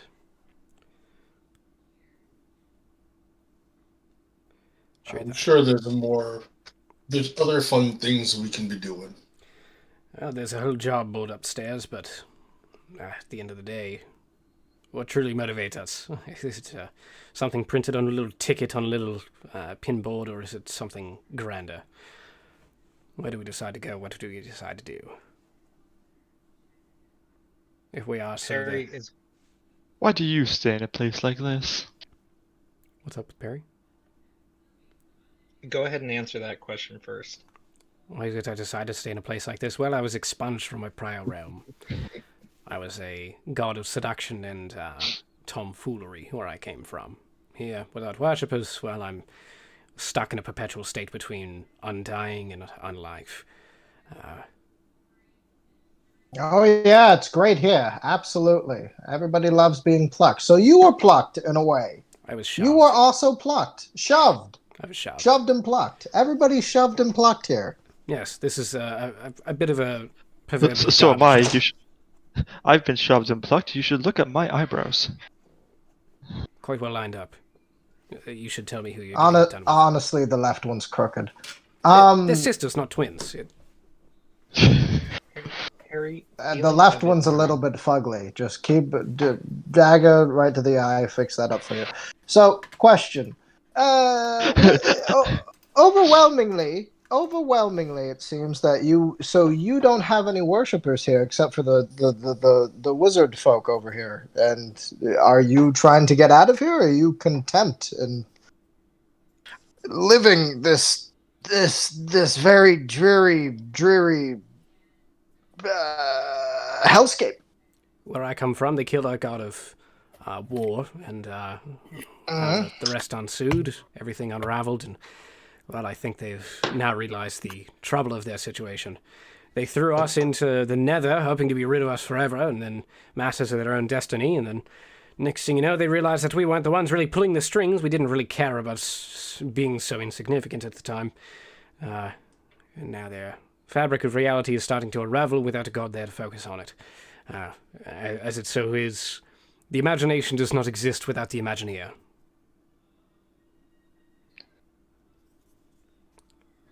Perry. Sounds like they made some poor life choices. What's up, Perry? He's feeling a little bit drunk. He's going to lean into Lucky, up to his ear, and say, as discreetly as he can muster, "You know, I have an ex that I miss as well, but at least yours is still alive." I miss him. He doesn't Don't miss me. forget that. Maybe you haven't given him the right. What are you talking about? No one. It's nothing. Next drink. Next drink indeed. She gives Lucky a look like you're full of crap, but doesn't push it. Lucky's gonna motion over to Trixie. Standard mug, please. We'll switch this one out. She procures another tall glass for each of you. He takes a firm sip and winces for just a moment. Good stuff, isn't it?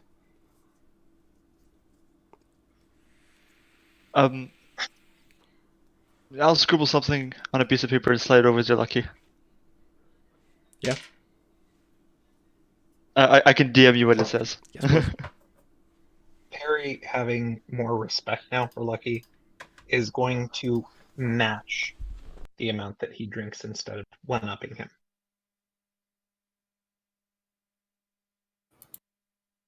What race is Lucky, or is just God? appears to be He is a variant human. Lucky. You'll note it appears to be an off-blue half-elf. Okay, it's this note is then written in Elvish. Is that going to be at disadvantage as well? That will be a disadvantage. You've been drinking heavily. Okay. Holy shit, dude. First one's a 21. I got two 19s on the die with a 2 modifier. This is stupid. I should not be winning this or keeping up. This is seriously stupid. With a 3 for the bless. Just a light bit of note. I do appreciate your interest in my personal life, however, I do try to focus on the future ahead. See, Right. And what does the future hold for a place that is completely abandoned things? Well, I can see. in this island of misfit toys, our destiny is our own.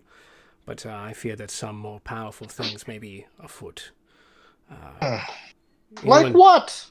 What's the inkling? What's the word on the street, big god man? Somebody's been eating flumps. They are delicious. Sorry, you've been eating flumps? Multiples. Did you disinfect them?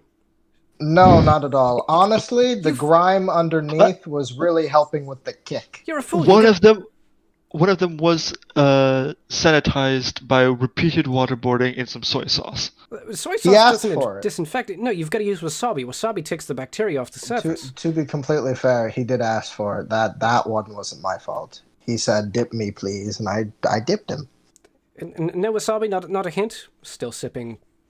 Stiff I mean, now. I'll be honest. This wasabi concept very new.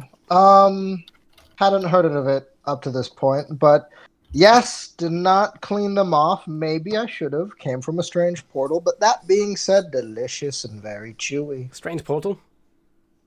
I mean, any portal is Yes, really the wizard was strange. summoning a new familiar, and some others got through. That's not usual. They said they're from an astral dreadnought with Shit's ex-wife inside of it. I don't know how to get there, though. I was just summoning a familiar. It's not like I opened a portal, you know. You heard about his ex-wife. Yes, the flump said. Oh, yes, his ex-wife's in there. Said he's a real asshole. You're talking about Christine? I don't know. She's inside of an astral dreadnought. And that flume with the information is inside me. It was Christine, yes. If you'd like, I can try and get it out. Yes, Christine. This sounds right. Andres has a good memory. Yes. He was delicious. Yes, Christine. What's her deal? Why'd the happy couple break up? Well, they buried. Have you seen Shidith? Oh yes, I have, to the point where I was thinking about, stopping him, but apparently that's not a good idea. Yeah, why'd she leave him for an astral dreadnought stomach? Well, he decided that he was going to try and get their son back. They lost their son. Just how you were plunked for your realities, he lost his son that way. Tried to locate his son in the afterlife and wound up opening up a portal in our world. Our beings decided to start shoving gods through it. It was a whole thing. He buried himself in it. He leaves. Next thing you know, he's gallivanting through different realities, trying to just find his son. And his wife, of course, left home. She decides to do the same, but cuts off all ties with him. They go two different routes for it. She jumps down the throat of a dreadnought, and we thought that was that. Yeah, she lives, apparently. Question. If we were able to locate this astral dreadnought and bring the wife back, would that help Shidith with his emotional baggage? Oh, God, no, that it ignited. You think he's unstable now? Oh, gosh.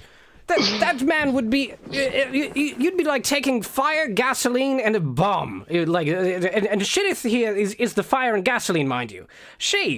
Make no mistake, she's significantly more powerful than he is. I'd venture to say, especially in an astral dreadnought, I've heard time doesn't work the same inside of those. I don't know if she might even be riding high on god power. Hold on, I say, hold on. I summon my flump. Yes, it's inside the inside the dreadnought. Is there a small child with the lady? No, there's no small child.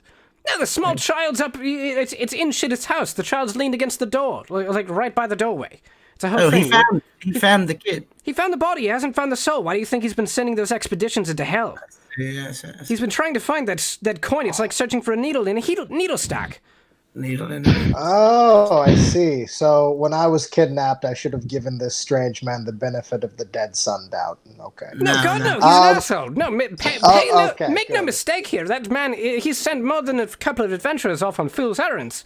But okay. Well, there you go. So, of course he sends us on fool's errands. We are many a fool to go on his errands. I'd say so, but here's a question. So he's trying to find the kid's soul, and that's why he's sending people to hell, and it's all very convoluted. But here's a question in regards to so does he know for a fact the son's soul is in hell? No, he's searching for anywhere a soul might be located. Any sort of garbage dump, any sort of reservoir, because he found the body. He found the body in stasis. I don't know exactly how, I don't know exactly where, but he managed to plunk it somehow. But that's grim. I'm going to be completely honest. This information, when people come out of the pod, first thing they should hear, honestly. What? You no want pamphlet. You want a 2-hour lore dump for every new person that shows up? I'm saying we should have a pamphlet that says, hey, my son's gone and I'm looking for him. That would just be a little bit more upfront, honestly. And he'd show emotional vulnerability in his maturity. This is why we're getting the therapy going here. Yes, for real. No, we would get the therapy going here. He gets a little bit more open. We need to be able to be vulnerable now. By the way, any more flumps? No, leave them alone. A wizard sends his flump away. The flump is now actively dodging forks. No, send me back! This is pain! I'm sending you back. Yes, let's go. I'll see you for supper. So, Lucky, please tell me that's going to give him the shits. Oh, he didn't disinfect them before eating them. He'd be lucky not to get rot grubs. Ooh. Well then, we'll see what happens next. What if he They turns start into a jiggling my slad? stomach. Huh? What if you turn into a slad? What if I turn into a slab by You eating floops? You don't Preposterous. know where those flumps have been. What if they have a tadpole inside them? Well, then you are summoning disgusting kinds of floops that should be eaten, if that's the case. You should clean them, honestly. That's on you, sir. I'm not the one summoning gross flumps. I'm just eating them. Firmly drinking, looking over to Perry. Why is it that you're somehow the drunkest and also one of the most sane here?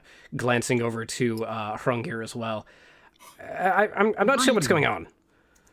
Greeting. If it helps, me and Goliath cleric guy are also relatively sane. Perry, I got rough sound on you. I couldn't hear any of that. And Andreas, you'll note as you mention this, Lucky will look over to you, Andreas, and yourself, friend.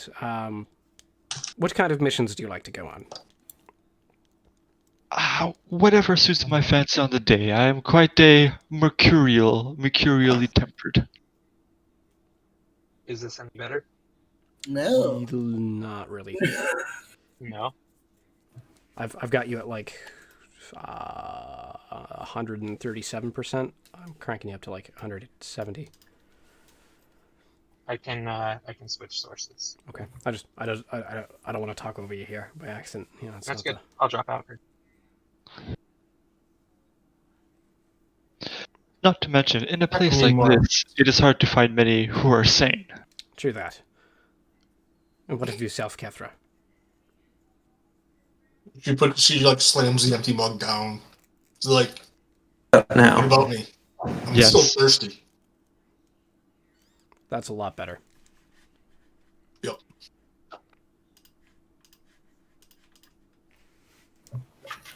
Brad, you can adjust volume from the little game room section on the left of Discord. That's good to know. Yeah. He stated, "Breeding, as I'm sure you will know," in response to why he's one of the most sane people while being one of the drunkest. Yes. So we do selective breeding too. You take two siblings, you breed them together to get the best of both worlds. That explains a lot. Oh, not me. So wrong. Not me. But I've heard of our higher courts. They do this. They do that? No, That's this is disgusting. cousins. Oh, Yes. Oh, much better. Yes. As long as it's like eighth or longer. I heard of a land of Ing that does something similar. Yes. I heard the same thing. Oh. That's just asking for like 6 fingers. Yes. Actually, it ends up with literally 2 left feet. We've all been there. You wake up and you wake up inside of the apartment of some sort of conjurer or illusionist, and next thing you know, you've got 2 feet and start running around screaming. You make your way outside and they lock the door. It's a cheap way to say goodbye without breakfast. It's rough. A fun time. Lessons learned. Yeah, live and learn, right? You live, you learn, you come back on a Thursday.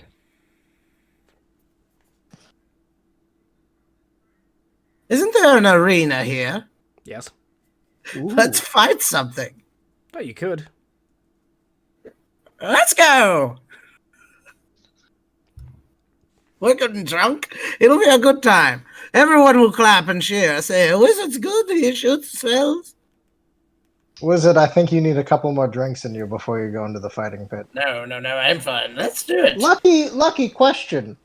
He's a follower of yours, and you're quite a man of drinking. Do you believe that your follower should be drinking right now? I don't believe in followers. Well, he certainly believes in following you. I don't follow him. I work for him. That's pretty close. I'm a high wizard on the council. That's pretty close. It's pretty simple. What are you high He on? works for Lucky. Lucky gives him money. Followers just do stuff. And eventually get boons. What is an employee if not a follower with health benefits? Thank you. No, a wizard does his own thing. like give me more flumes? No. I'd actually be interested to see how you summon those flumes. Yes, I'm actually quite concerned, honestly, myself, because that's not where the flume was supposed to come from. Ooh, we should was try to trying to summon pull them it again and under figure out what the darkness. issue is. Yes, I can do it. I need 10 gold worth of herbs and charcoal and incense. Follow me to the back room, please. Yes, yes. At that, we're All going to of do a us? 15-minute break. All right. I need to pee. 2 hours That's in. fair.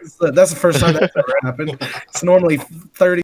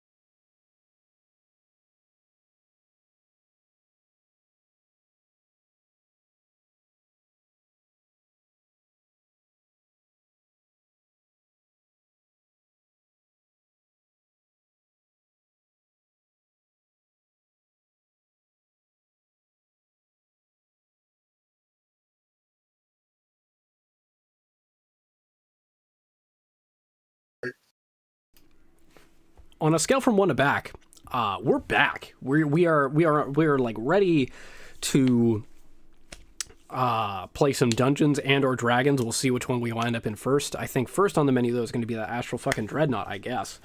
One quick thing, DM. I am going to be right back. This wizard is not going to be taking a shit, but can I try to flirt and find a place back with my lovely dwarven lady in the meantime? Yes, we're at about portal hop stage, where Lucky is starting to make stuff happen with portals. If a button were to so be pressed, which I get the feeling it will be, would you so choose to press that button as well? I would like to press the seduce this beautiful babe button and then take her back so I can run and feed the cat for a moment. Okay. You'll note she is offering you a separate back room. Ooh, yeah. I take it absolutely with a wink and a nod. She tells a couple of the gnomes to gather some flumps. Given that the flumps fly and the gnomes are small, it's a thing to watch. I'm about to live like a Roman emperor. Fantastic. I'll be right back. Lucky is now beckoning you towards a separate back room, which appears to be housing a wyvern, covered in glow paint. You'll see handprints all over this wyvern, beaded necklaces, as well as a horde of different items. Oh yes, I think it's a dragon. They keep offering its items as a form of payment. Stampy! The wyvern now clomps over and tackles the nearest person, in this case, Filbert. Can I have you make a strength save, Filbert? Jesus. Filbert? A strength save? Is there a reaction to try and make sure he doesn't fall over? Yes. Yes, indeed. Athletics, please. I'm going to make it a disadvantage since I've been drinking all night, if that's all right with you. Fair, yeah. Anyone familiar with that Archer meme? That circle around? All right, so that was a 2 on the dice and a 9 on the dice. I'm going to say that's a fail. Yeah, you reach out to catch him. You were expecting like a standard height person to, catch. He's a little on the shorter side and very much on the flimsy side. He folds just a bit. Right under the arm. How far he flies. Rolled a 6, got a 3. All right. Like a box of matches, you fly around and bump against the wall. Inside of here, looks to have at one point been a dungeon of, we'll call them less than appropriate pleasures. Inside of here now, this has been kind of retrofit to house this wyvern. You don't see any waste nearby. There's a couple of gnomes cleaning the area out. They appear to be talking about their compensation and benefits. One of them's talking about going with the advanced package, and the other one's talking about going with the minute. From what you can hear, they're offered decent care from the clergy nearby. They seem to actually be getting a pretty fair wage here. They're talking about unionizing, and they're going more in depth there. One of them, under his breath, mentions the halflings over at Broken Claw and how they haven't heard any mail coming in nearby, and Mary's been spending a lot more time here. Lucky now motions over to a table towards the back end and asks Filbert, please, what is it you did to get this flump here? Yes, hold on. I cast Mage Armor myself. Just in case I don't want to be knocked over. was very scared just then. Yes. I use this Find Familiar spell. Are you familiar with it? No, actually. Okay. Oh, it's an easy, simple spell, just a level 1. It's easy to do enough. You just do these runes and burn this stuff, and you say, I want a flump, and you get a flump. So there it is. Show me, please. All right, give me an hour and 10 minutes. Anyone got a set of dragon chess? Nope. I wish I could play and do this, because I just destroyed Dragon Chest. Oh, is it very smart?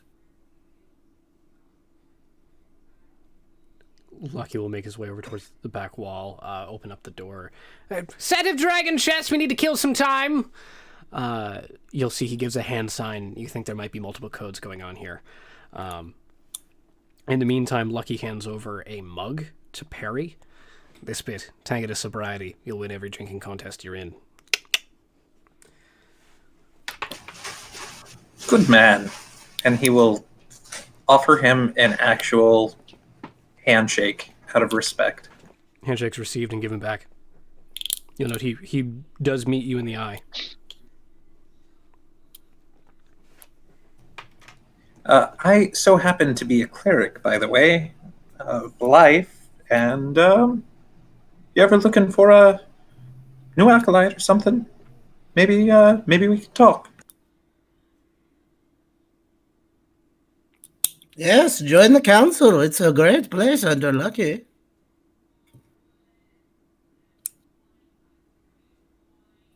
I don't think I'm ready for that yet. Well, when in a strange land that you wake up out of a tube that's covered in goop. Yes, when in that land.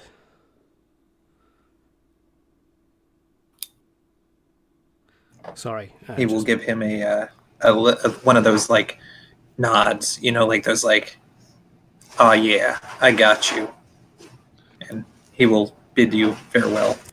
He exhales a little bit, takes a sugar cookie out of his pocket, takes a bite, and how's the progress on your find familiar spell, friend? Yes. An hour left. Speeding things up, he'll get a game of Dragon Chess going. Kethra, you'll have bested Lucky 2 or 3 times. Lucky is now getting to a point where he's nudging Harungur for advice, trying to figure out exactly what's happening here that's making Kethra go so well. Kethra, I would guess that you're just quite literally putting pieces willy-nilly on the board. Would that be fair? She has no idea how to play. Killing him. Just brute. Like, there is a shred of chance where he thinks he might have you for a couple of moments, and he starts cursing and hitting against the walls. The Wyvern takes this as a hint to play, then grabs him by the back of his blazer and throws him up into the air and begins chasing around him. It's a whole time. At which point the portal is successfully opened to conjure this fine familiar. As you begin burning the incense and the swirling begins to happen where a flump might pop out, Lucky reaches a hand inside and then begins tearing this hole wider. Ah! Hop in, fuckers! Let's go! Cannonball! Wait, I'll go last. I'm concentrating. Seeing it as this shifts, Kethra has put on her armor and has gotten her sword out. And he's clearly getting ready for trouble.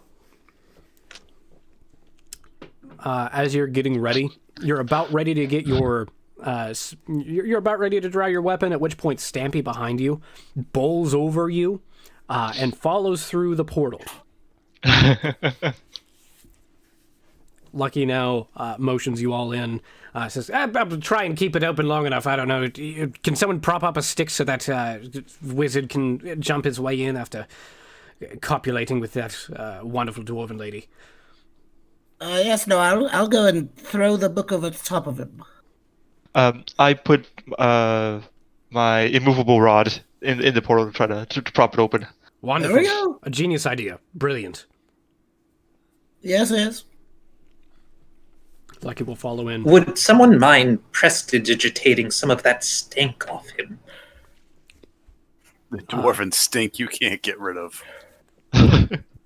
I'll druid craft the wonderful smell of roses that wafts around me.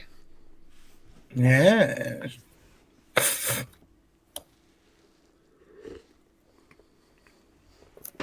Alrighty. Pan into a strange new area where you jump down into a hole and then pop out to the side and then kind of fall onto one another. Stampy, heavily enough, falls onto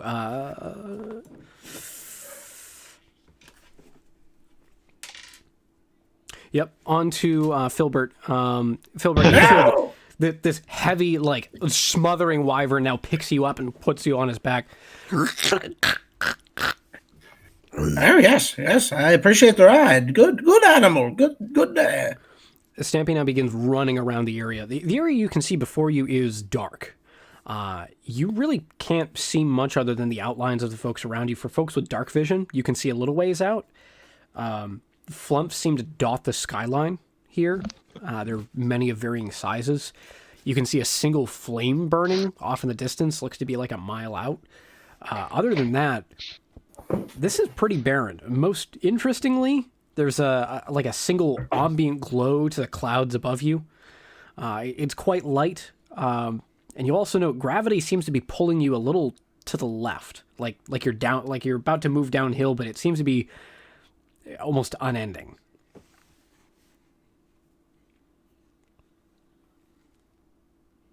Odd. Well, this is interesting.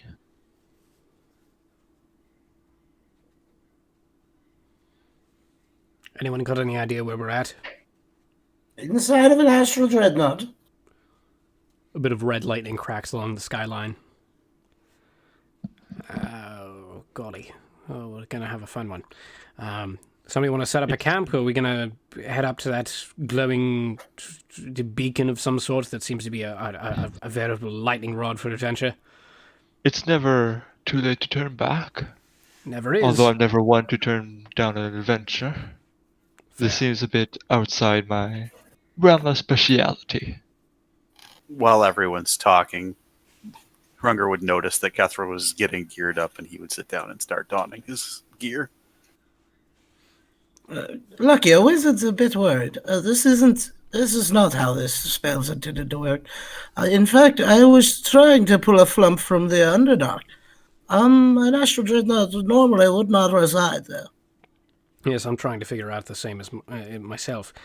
See, the thing about the Underdark is that it's pretty not far away from where you were just at. I'm trying to figure out if it might have accidentally set a different plane just because of the lack of distance.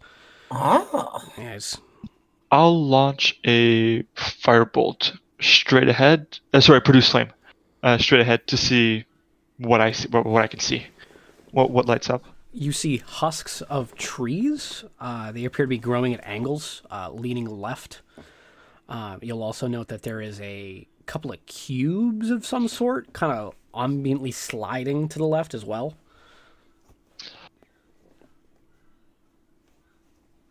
They look to be pretty How slow. ready are we for a significant challenge? A wizard is... Some would call a significant challenge. Not being able to see where we're going, not necessarily being able to escape, surrounded by things that want to eat us, and no easy way to survive.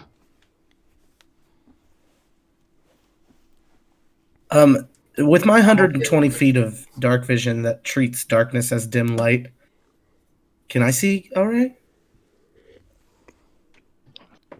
Yes, but it is strained. Oof. Okay. I'll fire another produce flame straight up to see what's above us. Firing your produce flame straight up, you'll note this extends into the sky. A couple of flumps dodge around. Oh! Ah! Oh! What's up, Kethra? I was just saying, ha ha ha ha. Jovial. Oh, unexpected. As the flame extends into the sky, you see a large, dark serpentine thing flying through the sky. It opens up a massive mouth and envelops several flumps. You're looking at dozens upon dozens. For the folks at home, this is a whale. It's flying in the sky, and it seems to be eating these flumps from out the sky as well.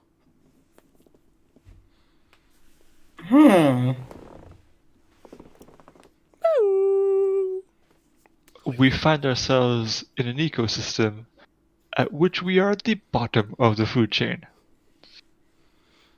I believe. Yes. I didn't think see flying is probably a bad idea. I don't see any teeth on that thing. I think it'll just crush you to death. What do you think, Stampy? Stampy looks up towards it and licks like the lizard equivalent of lips. No, I'm on your back. Don't take off. Well, set a wizard down if you're going to fly. Is what you'll hear. Indeed. As you just start to feel Stampy grow a little restful, in that immediate moment, Stampy flies up towards this massive figure. No! No! Lucky shoots off an eldritch. He shoots off an eldritch blast into the sky. You'll see off in the distance towards the beacon. Another one is shot as well. Lucky seems to be shooting towards this large figure. You'll hear the as it kind of slowly dives around. Stampy circling it. You'll note it doesn't appear to have any large teeth. Above the table, this looks a lot like a humpback whale. Oh, Jesus. Sorry, under Jesus. Stampy now does a barrel roll. You fall down for just a couple of feet, Filbert, before Stampy flies down and catches you. You're now being dragged by your back and then dropped onto the ground at speed. Piss! Stampy will then land and stay close to the party.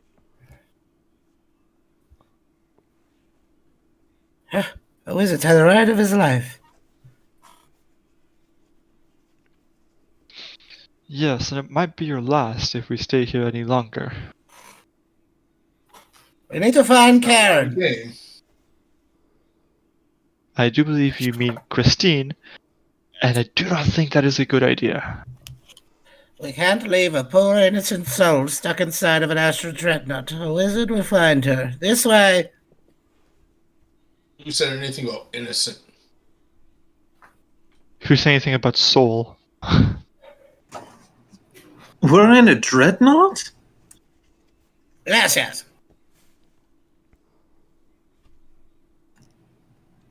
Sorry, if you've never had one, they're like lobsters and then attached to worms, and then they got the one big eye and the big mouth. Sometimes they'll swallow you and they'll go into pocket dimensions. Yeah, they're a lot like battleships or destroyers or cruisers, only bigger. Sounds like my grandmother. I feel that. I You must have had a weird grandmother.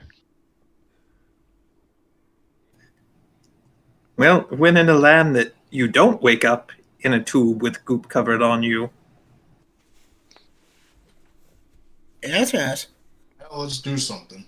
Karen! Lucky Christine, begins, her name was Christine. Christine!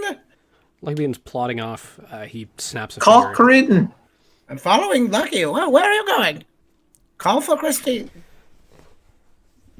You'll note his outfit is now back to a more rugged version of what you're used to seeing him wear. He's wearing what appears to be like a half plate on his chest. It has a backpack with him. Light off blue robe. Appears to be a dark, almost navy blue. He's got a rather large looking rapier on his side, and then a couple of other wands and whatnot, like strewn around his body. Come on then, let's go. I will stick close to Lucky, firing off a produce flame at either anything he shoots or anything that looks vaguely threatening. Watch out for those. I think those are probably gelatinous cubes. We'll do well steering clear of them. They're not very fast. They're just made to distract you. Every time I see something move, if it is remotely hostile, it gets produce flamed. They do collect some interesting things, though. Oh, you want to mess with one? No, we can stay on task. No. A wizard beckons. Travel continues for about a half hour. You'll make your way up towards the beacon. It seems to be on a rather large hillside. Getting a bit closer, you can see that there's a very old-style building set atop. It seems to make way to a hillside leading into a valley. This valley appears to have a dotted landscape of various small buildings. On the hillside, you'll see there are a couple of guards standing with long spears and ancient-style armor and weaponry. These are more akin to what we would expect from like a Greek aesthetic, as well as a more Spartan style of armament. One of them hails to you, walks down, pulls out the spear. "All travelers, what be ye nature?" You have nice legs. I'm human. Deep gnome. Thank you. As he gets closer, Lucky shines a light. You'll see that this being has a white exoskeleton thing on its head. Where you were expecting eye sockets to be, it's just skin. Very non-standard appearance here. This gentleman also appears to have a few furs underneath his armor.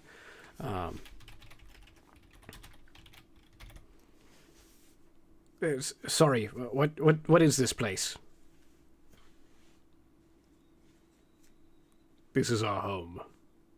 What want ye? That doesn't help narrow it down to what the nature of this place is. Yes, and who is R? We are the lost ones. We're the ones that are descendants of those which were once swallowed inside this dreadnought.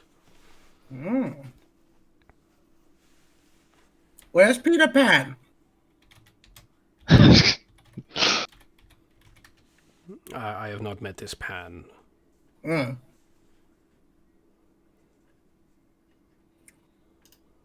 We're looking for Christine. Why?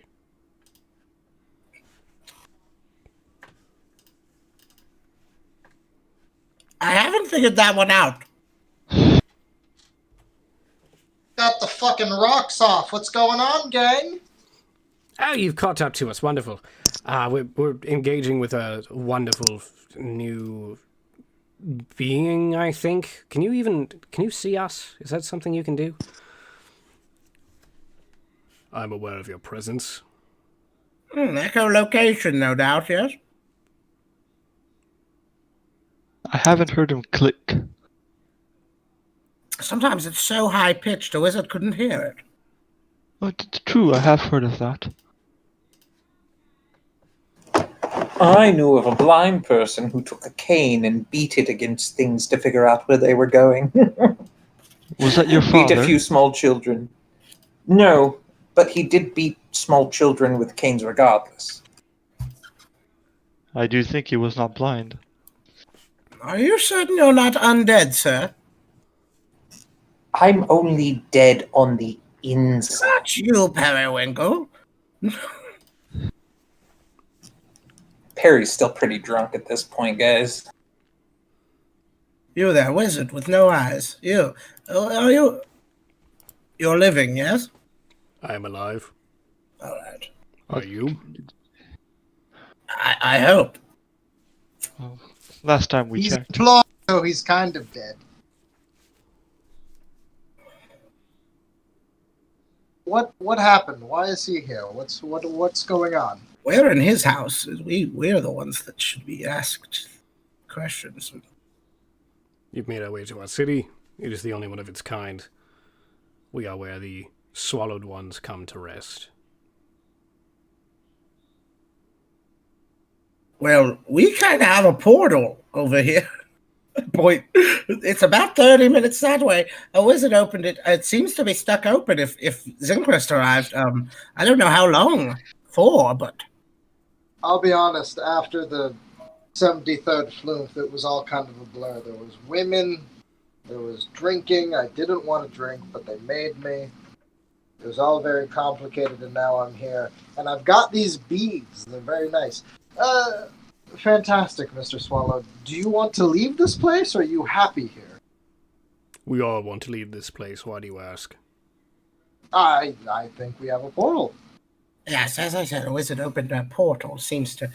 But can I get a vibe off of you? Are you guys good? Some of us are. Yes. To everybody else, I don't see why not. Come on, gang! We've got a portal open. State your magical items of provenance. Oh. That way. Our items? Yes. What is that to you, sir? You are entering a town that is secured. Oh, okay. Yes, a wizard's hat is magical. An astral dreadnought may swallow things that are less than desirable to encounter. We do so have to repair. I'll say I have this wand, and use my... I'm solidly tipsy, so I'll use my water smiles on him. Wisdom save or charisma? Charisma. DC 10. You'll see procured from his face. Tone does not change.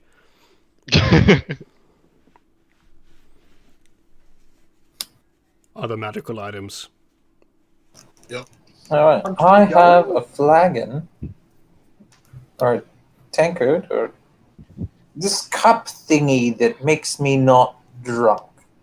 He's going to say it in a very non-convincing manner as he's very drunk holding it up.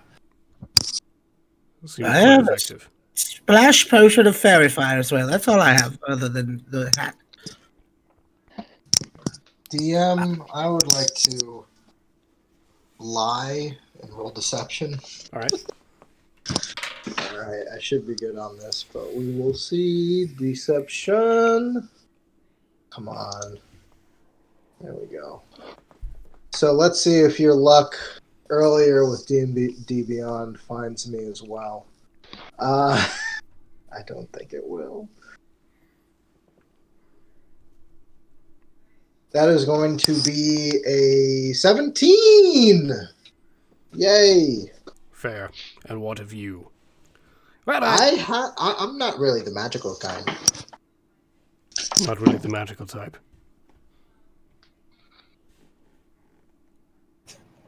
He's got a magical smile. Armor, sword, bag holding, portable hole, ring. Yeah. Partridge in a pear tree.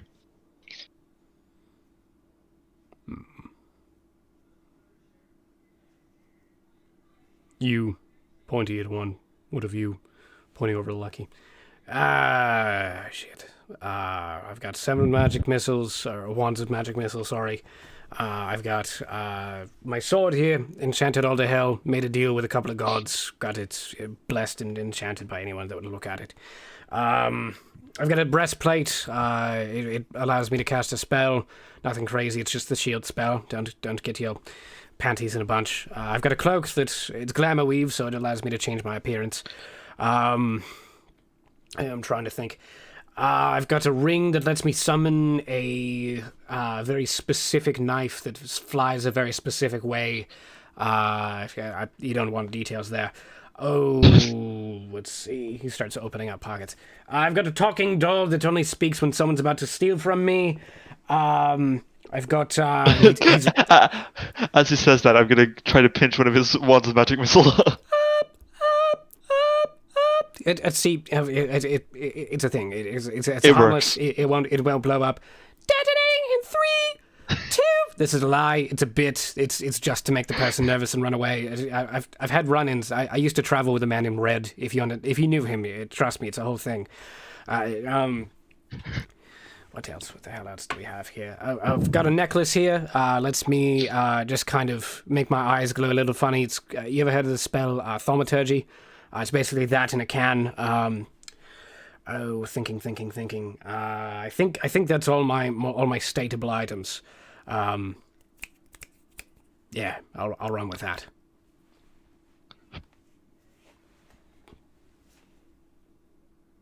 Fair. Come with me. Bringing you up a hillside over towards a marble entrance. You're looking at a long hallway with slits. They seem to be just wide enough to fit an arrow. What you got, bro? Beg your pardon? Oh, I heard you on me. Oh, I thought you were gonna hop in. Oh, yeah. Oh, I was listening to your slit talk. Keep going. Yeah. You'll note these are just wide enough to fit an arrow through. You'll see a looks to be a hole up towards the top. It seems to be blackened with ash of some sort. You think this might be like a spot to set up a kill box. The guard taps on the door rhythmically. You'll hear the classic dunk, dunk, dunk, dunk, dunk, dunk. At which point the doors swing open. You'll see a lot more beings of this variety, none of which appear to have hair atop their heads, but do appear to have what looks to be almost like exposed skulls. You can actually see the lines where their skulls would have formed and creased, visible from the outside. Most interestingly, none of these people have eyes.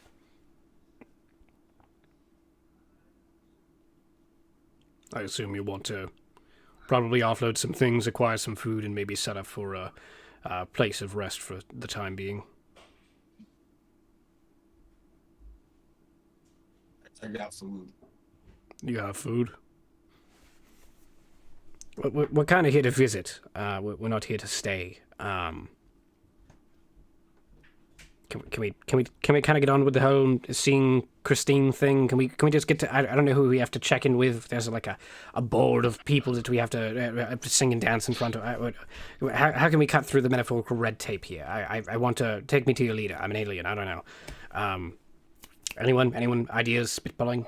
Yes, what he said, all that. Yes, and then some, and then some. We agree, all of us. Yes, we all do agree. If you take us to her, we'll take you out. Yes. I agree. I object, but I also agree. You seem to be of two minds. Yeah, we'll help you guys out of here. Absolutely. Just give us your deal and maybe a little bit of money. You know, nothing too crazy. Don't listen to this one. It's my portal. Oh, it's your portal. Man. Which before you go through the portal, we'll need to take account of your magic items. Yeah, it is your portal, and you must pay the toll.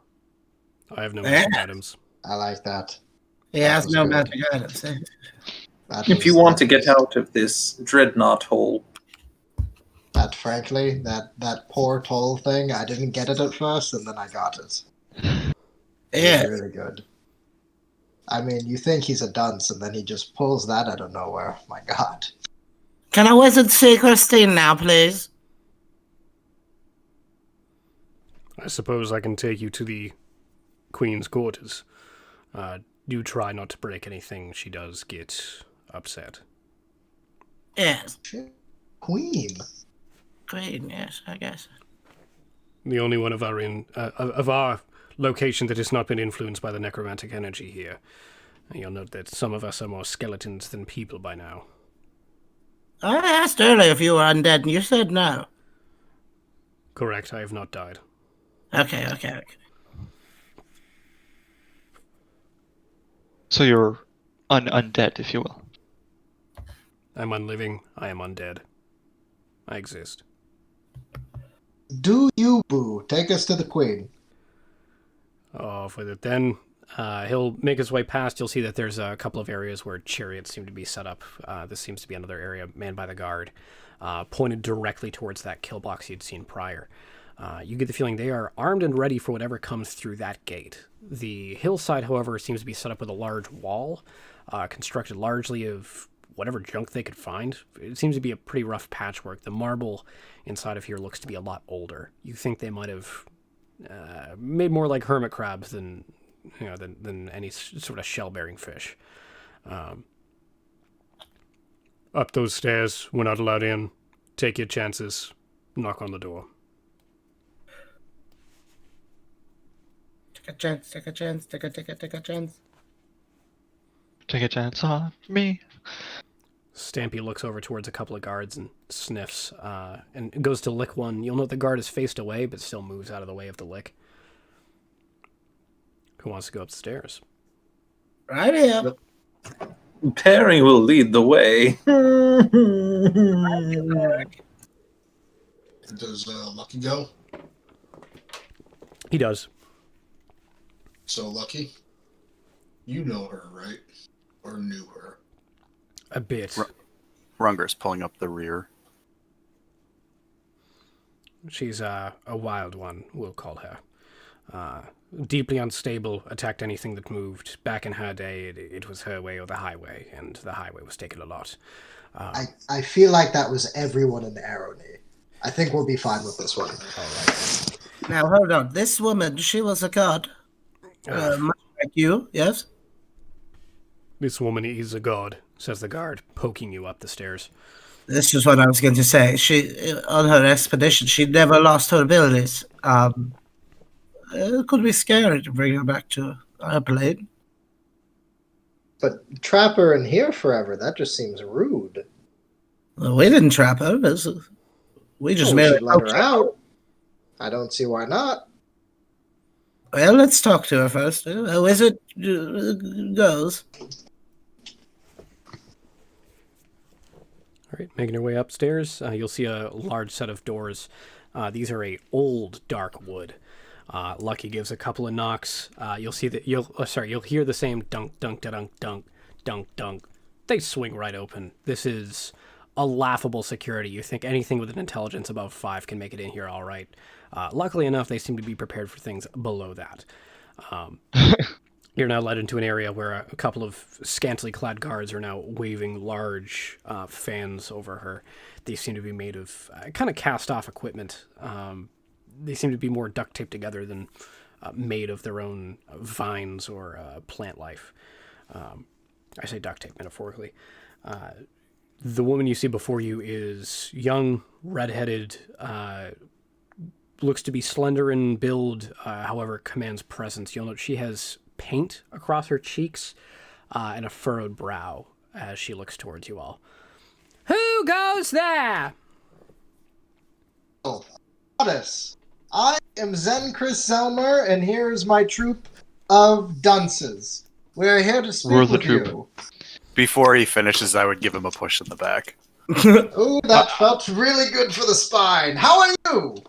I'm Alfred Wizard Filbert, High Wizard of the Court of Lucky. What is your business with the Queen of this land? My queen.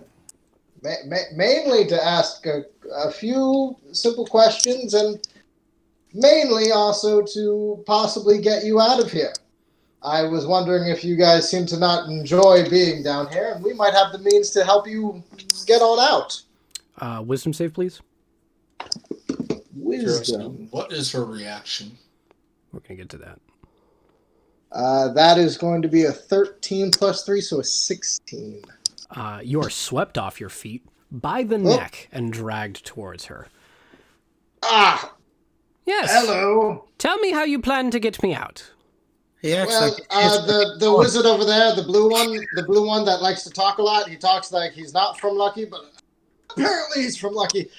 He apparently has portals that can get you out, and apparently Lucky has a way to get you out. That's how you do it. She looks over towards Lucky, who is avoiding eye contact and scratching the back of his neck, who looks up nervous. You'll note her eyes grow wide, glint for just a couple of moments, at which point the ground beneath Lucky starts to smoke just a bit. 3, 2... Lucky dives out of the way, at which point the ground beneath him erupts into a burst of flames. Oh, wow! Oh, goodness, you couldn't even see that, could you? Oh, golly, we're gonna have fun with him. You know, this one actually led the uprising. You know, this is the one that got most of us kicked out. Did you know about that? Do you know about this one? No, it seems like there's a very deep and meaningful lore that I'm still learning about. Squeeze it hard. Oh, yes, we were actually just coming to talk with you about that. We found Shidith. Honestly, if I wasn't choked by 7 dwarven women just 20 minutes ago, I don't think this would work. She grips you just a little firmer for a few moments.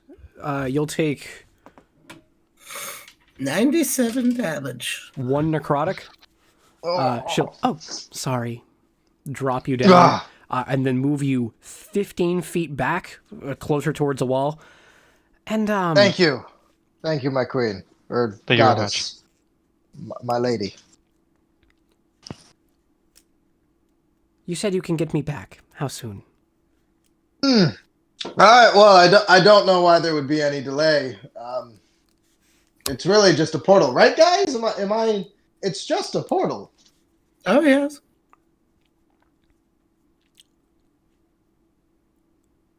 Where? That's the cue for the portal.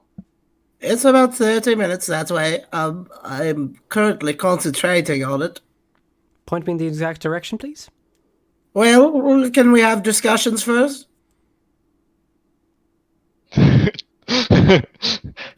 He wants discussions, we don't. You can come with us. You don't, lady, you do not want to hurt a wizard. Trust me, that portal will close. I am going to cast message to my wizard friend over here and go X-nay on the debate with a god A. You'll hear back in your head, Zencris, Hush now, honey. The adults are talking. Absolutely, absolutely. And, I'm sorry. Where did you say this was going? Yes. Anyway, Shidith is looking for your son's soul, apparently. But from what I've been told, he has his body. Is this something you're aware of? Where did you say he found his body? He didn't. That bit, we think it might have been... She'll now reach towards Lucky, who is being brought up by the throat and dragged forward. You'll note his feet are kind of dangling behind him. He looks deeply uncomfortable. You think he might... I need to speak... Oh, what's the matter? Silver Tongue got turned to lead. Oh, wonderful. I love this. You're nothing now. You're just like one of them. You're one of the mortals. I bet I could kill you. I bet I could. I could send you off. Oh, sorry. Wanted this for a while. Please don't. Where? He was floating in the nether. He was in the middle. He was in the middle. Yeah, I believe that. I bet that's what he told you, isn't it? I only know that much. She'll now squeeze harder, at which point Lucky is struggling to breathe.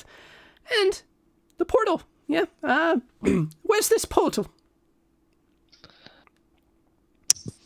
30 minutes that direction, yes. 30 minutes that direction. We can lead you right there. The wizard will take me there. Yes, a wizard will. Gather your people. How many are there here? They don't need to come. Come on. Lead the way. Come Mush. on. No, Mush. Lady. Wisdom save, please. Yes. Oh. 14. You take 3 psychic damage as you hear a shrill scream in your brain. Do you keep the concentration going? Oh, let me roll for it. Yeah. Yes, I'm fine. I'm fine.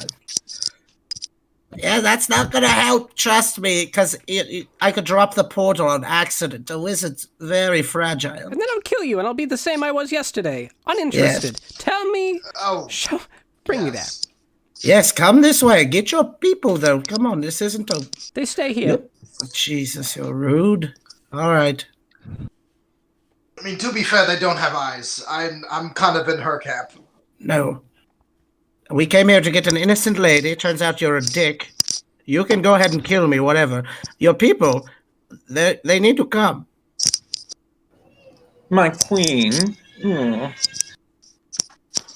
is it possible to procure their magic items first? These people have no magic items. Well, that is disappointing. Let us go right away, my queen. Let us go. She will now stand up and begin walking. Her gait and her movement speed do not add up. She has a short gait, but is moving fast. You think she might be floating just like a half inch above the ground as she's walking. Her dress, long flowing behind her, is of wonderful make. You are looking at a master level craftsmanship here. This is some of the best stuff you've ever seen, and for everything else around here, it seems to be outclassing the joint. Take me there. I must say, miss, that dress is stellar. Are you like one of those ones that prays to go to a nice place? I'm a god. I've seen a kiss ass. Let's go. Mush. Come on. Ooh. I just like art when I see it. Oh, he got you. Okay, let's keep moving. We're walking down the step. Yeah. Come on, people. We leave now. Gather yours. Move on. Portal this way. She pulls another hand out, pulls Lucky, dragging him. So, Lucky, tell me, what are the beings like here? Obedient? No, you'll find these are the more reasonable, actually. There's something. And, I would assume shit has sent up that, terrible hut of his, that stupid dome of some sort. What's he got powering that nowadays? Oh, you wouldn't believe it. He's got Ruggy inside. Oh, that little chap. I'm glad to see that pet's doing well. Come on, and Oh, and is there a pantheon here? Is there anything hard or limiting there? Or is this just a blank check I can cash? There's a lot of devils. Devil people, devil folk, devil Asmodeus people. Oh, Asmodeus, I haven't met with him in forever. We'll see him soon.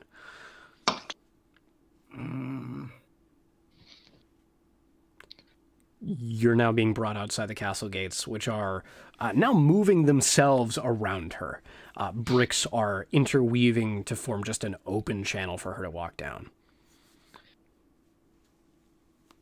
Is there any way I can pull Harungir and Kethra to the side Definitely. and try to talk without somebody hearing me? You can definitely try. You won't succeed, but you can try. I'm going to attempt to try. You two, hey. Harungir, Kethra. Yeah, I would let him know that I can hear him. Should I just close the fucking portal? I would look over at Kethra, look back to Filbert. Catherine doesn't seem to like that idea. You don't like it?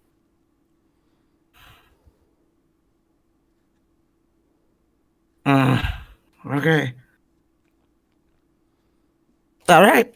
So as I was saying, that they're not really much of interest. You wouldn't like them. They're very disobedient. They'll try and kill you. It'll be a whole thing. You'll have to smite them before you can get anyone obedient around. It'll take you decades to get the army you have here.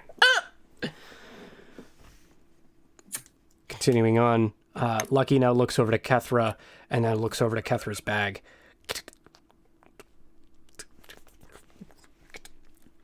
Yeah, as I was... Kethra will wait until her attention is elsewhere and slip her hand into the bag and grab the coin. Lucky will now pull out a small, looks to be stick. He snaps it. You'll see coming from the sky is a very large rock. Looks to be bright blue. You'll see on it is some sort of imprinting of a berry. You're not sure what this is or why this is happening. She looks up to the sky. Oh, he's still there. At which point, she drops Lucky. Lucky throws a spell at her with a hit, pushing her back 10 feet. You'll see that his Eldritch Blast is able to kind of move her location a little bit. She looks over to him wild-eyed. Lucky will then look over to the coin. Break it, you son of a bitch! So, daughter of a bitch, sorry! Initiative roll, please. All of us? Kethra. Okay.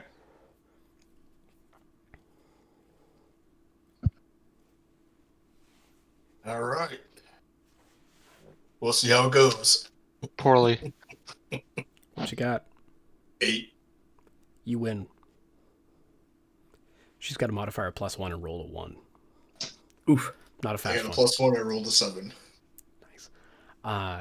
You successfully snap it. Who do you choose to bring with you? Stampy is also present.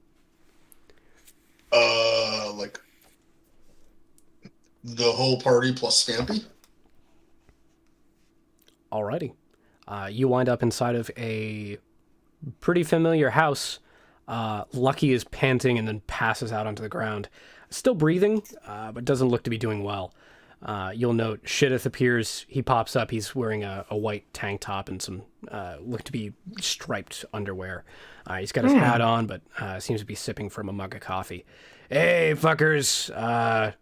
So should a wizard drop his concentration? Drop your concentration. Yeah. You think? Drop it. Kethra would be like first thing she does before you look around. She goes, "Drop it." Drop it now?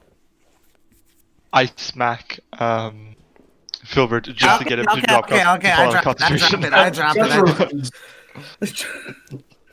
I only have 22 hit points total. Leave me alone. Andreas lets out the biggest sigh of relief. Why are you in my living room? We met Christine. Yeah, that Christine. Yes, that one. Not the one from accounting. depending on how long that spell took us to get here. You may want to make sure she's not in this dimension. She absolutely might. 100% could be. She seems very mad at you. Like a bit upset. And Hey, honestly, just a bit. You're a wizard, right? I'm really considering that I should go couples counseling now for these two. Do you know how Find Familiar works? Because for some reason I keep opening portals to the astral plane inside of a dreadnought that your ex-wife lives in. Stop that. Whatever it is you're doing, get your familiar here. Stop it. Flump. He's here. It's all good. What's happening? Why am I? Is everyone gonna try and eat me again? No, I hate that. It's so bad. Now go away. Zidcrest is here. You're not here. Sorry, buddy. Shedis will snap a finger. The portal that the thing popped out of, he closes it, but you'll see some lettering floating around. You got that rune backwards. Yeah. First time casting the spell. Oh, yes. It was new, yes. We've all been there. Yeah, no worries. Okay. So, yeah. I'm going to need to go make some weapons. Anything anybody here has that can be used? Oh, here's a vial of pixie tears. Thank you. I will cast my wand of smiles on him before giving it to him. You throw the wand of smiles at him. He throws a counter spell back. Actually, is it spell based? I don't think it is. I don't think it's spell based. You can't counter wands anyway. They don't count as spells. He'll throw a counter spell at you, and still smiles like a dumbass with a he's not a wise man. Yeah, this is cute. Any weapons? Come on, I'm looking for anything. We're just trying to get this show on the road. We need to be prepared stat. We need an army. We need an army yesterday. Question. Here's a dagger. Wait. Before we get into weapon, army, military business, is there a goddess now in our universe, and can we check? I have no idea. I need to figure this out. I need time. I need to figure out where she is, how she got here. Your portal, I'm going to use that as a jumping point. It's going to be great. We're going to figure out what's going to happen. But a wizard will spend time with you, yes. Come. Yeah, just weapons. I need weapons. We need to get this place kitted out. We need to be prepared for a god riding high. This thing is going to be popping in. She will want wanton destruction just to fuck with me. Yeah. So I'm leaning against my giant maul. Like, what kind of weapons are you looking for? What do you got, Kethra? Kethra just kind of looks under. What was her domain? Hers? What did she oversee? She oversaw rage. Ugh. Yeah, hot as hell. But fun fact, long term, not sustainable. Very not sustainable. What was yours? Mine was intellect. Okay, we could do the weapons approach, yes. What if we focused all efforts into finding your boy's soul? You want a place to bring him back, or you want a soul to get? Yes. Weapons. Yep, weapons. Hey, we're gonna go take a trip. Who here knows Pops? Drunk guy, dwarf. We know Pops. We know Pops well.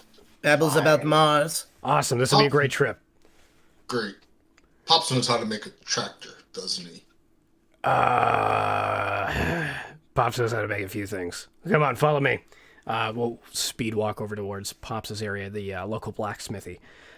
Pops, you'll note, is tinkering with a very small device. Looks to be like a spider with a weird, almost D20 attached to its head. Long cylindrical body. For those at home, it looks more like what you would imagine as like a virus. What they've scanned is the formation of a virus. Oh man, I think this is going to be good. We're going to use this as terraform. Alright, what's going on then? Fun fact, Christine. Oh. Who? Wait, was he a god too? Are you a god too, Pops? What? Were you a god as well? The operating assumption you should make is that everybody you meet who is a person of Arrowknee and a denizen is most likely a god. Pops, we have a crazy bitch coming in hot. We need weapons now. All right. He'll reach over to a large red button labeled for emergencies and drinks only.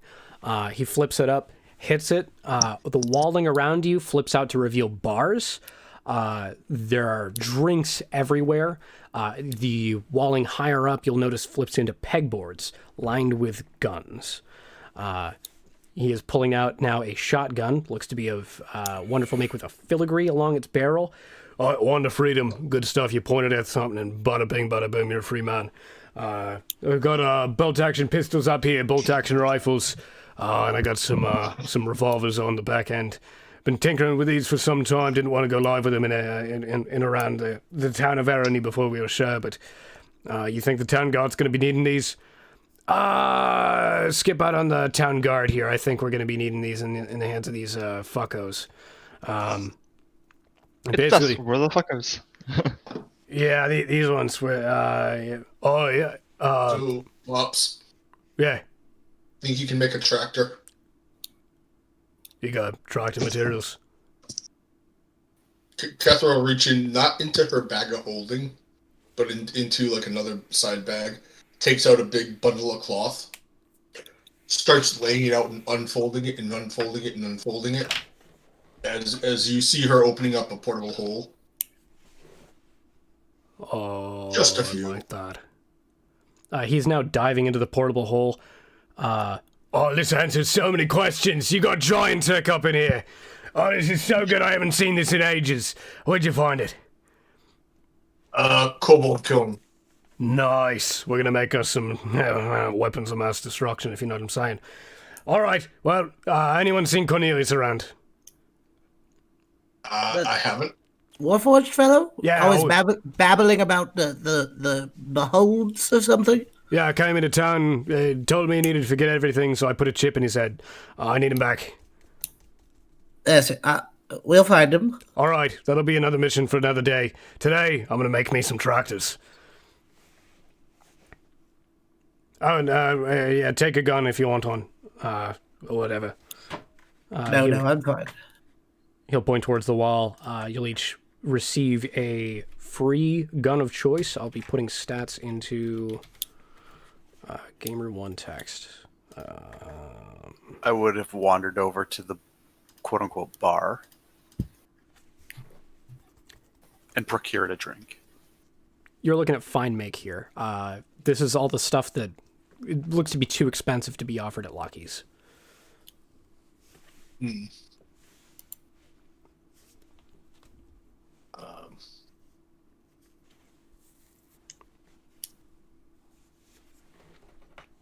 Just beware, I might need to do some work on them and work out the kinks, just depending on how balanced these items wind up being.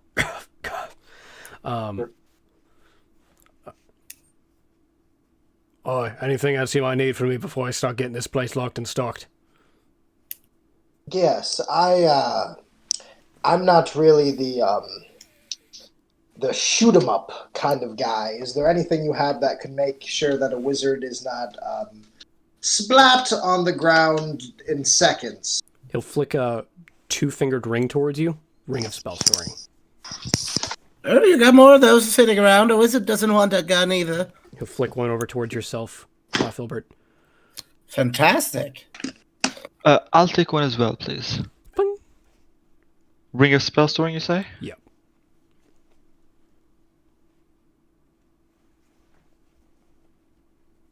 I'll add it to my lovely collection of rings. Oh, then. Anything else you might need from me? Just a hug. Fair. He'll make his way over and give you a hug. The man being as wide as he is tall, unexpectedly soft and comfortable to hug. It's warm. It's nice. Yeah, it's like sitting on Santa's lap. It's just a great time. Shidith, you'll note, is panicking. He has now made his way towards a back room where he is saying something. You can hear the scribblings of a quill on paper. Hold on. I'm coming. Portal stuff. Yes. There's a lot going on here. At that, though, we're going to end today's game. I hope everyone has a wonderful night. Stay safe. And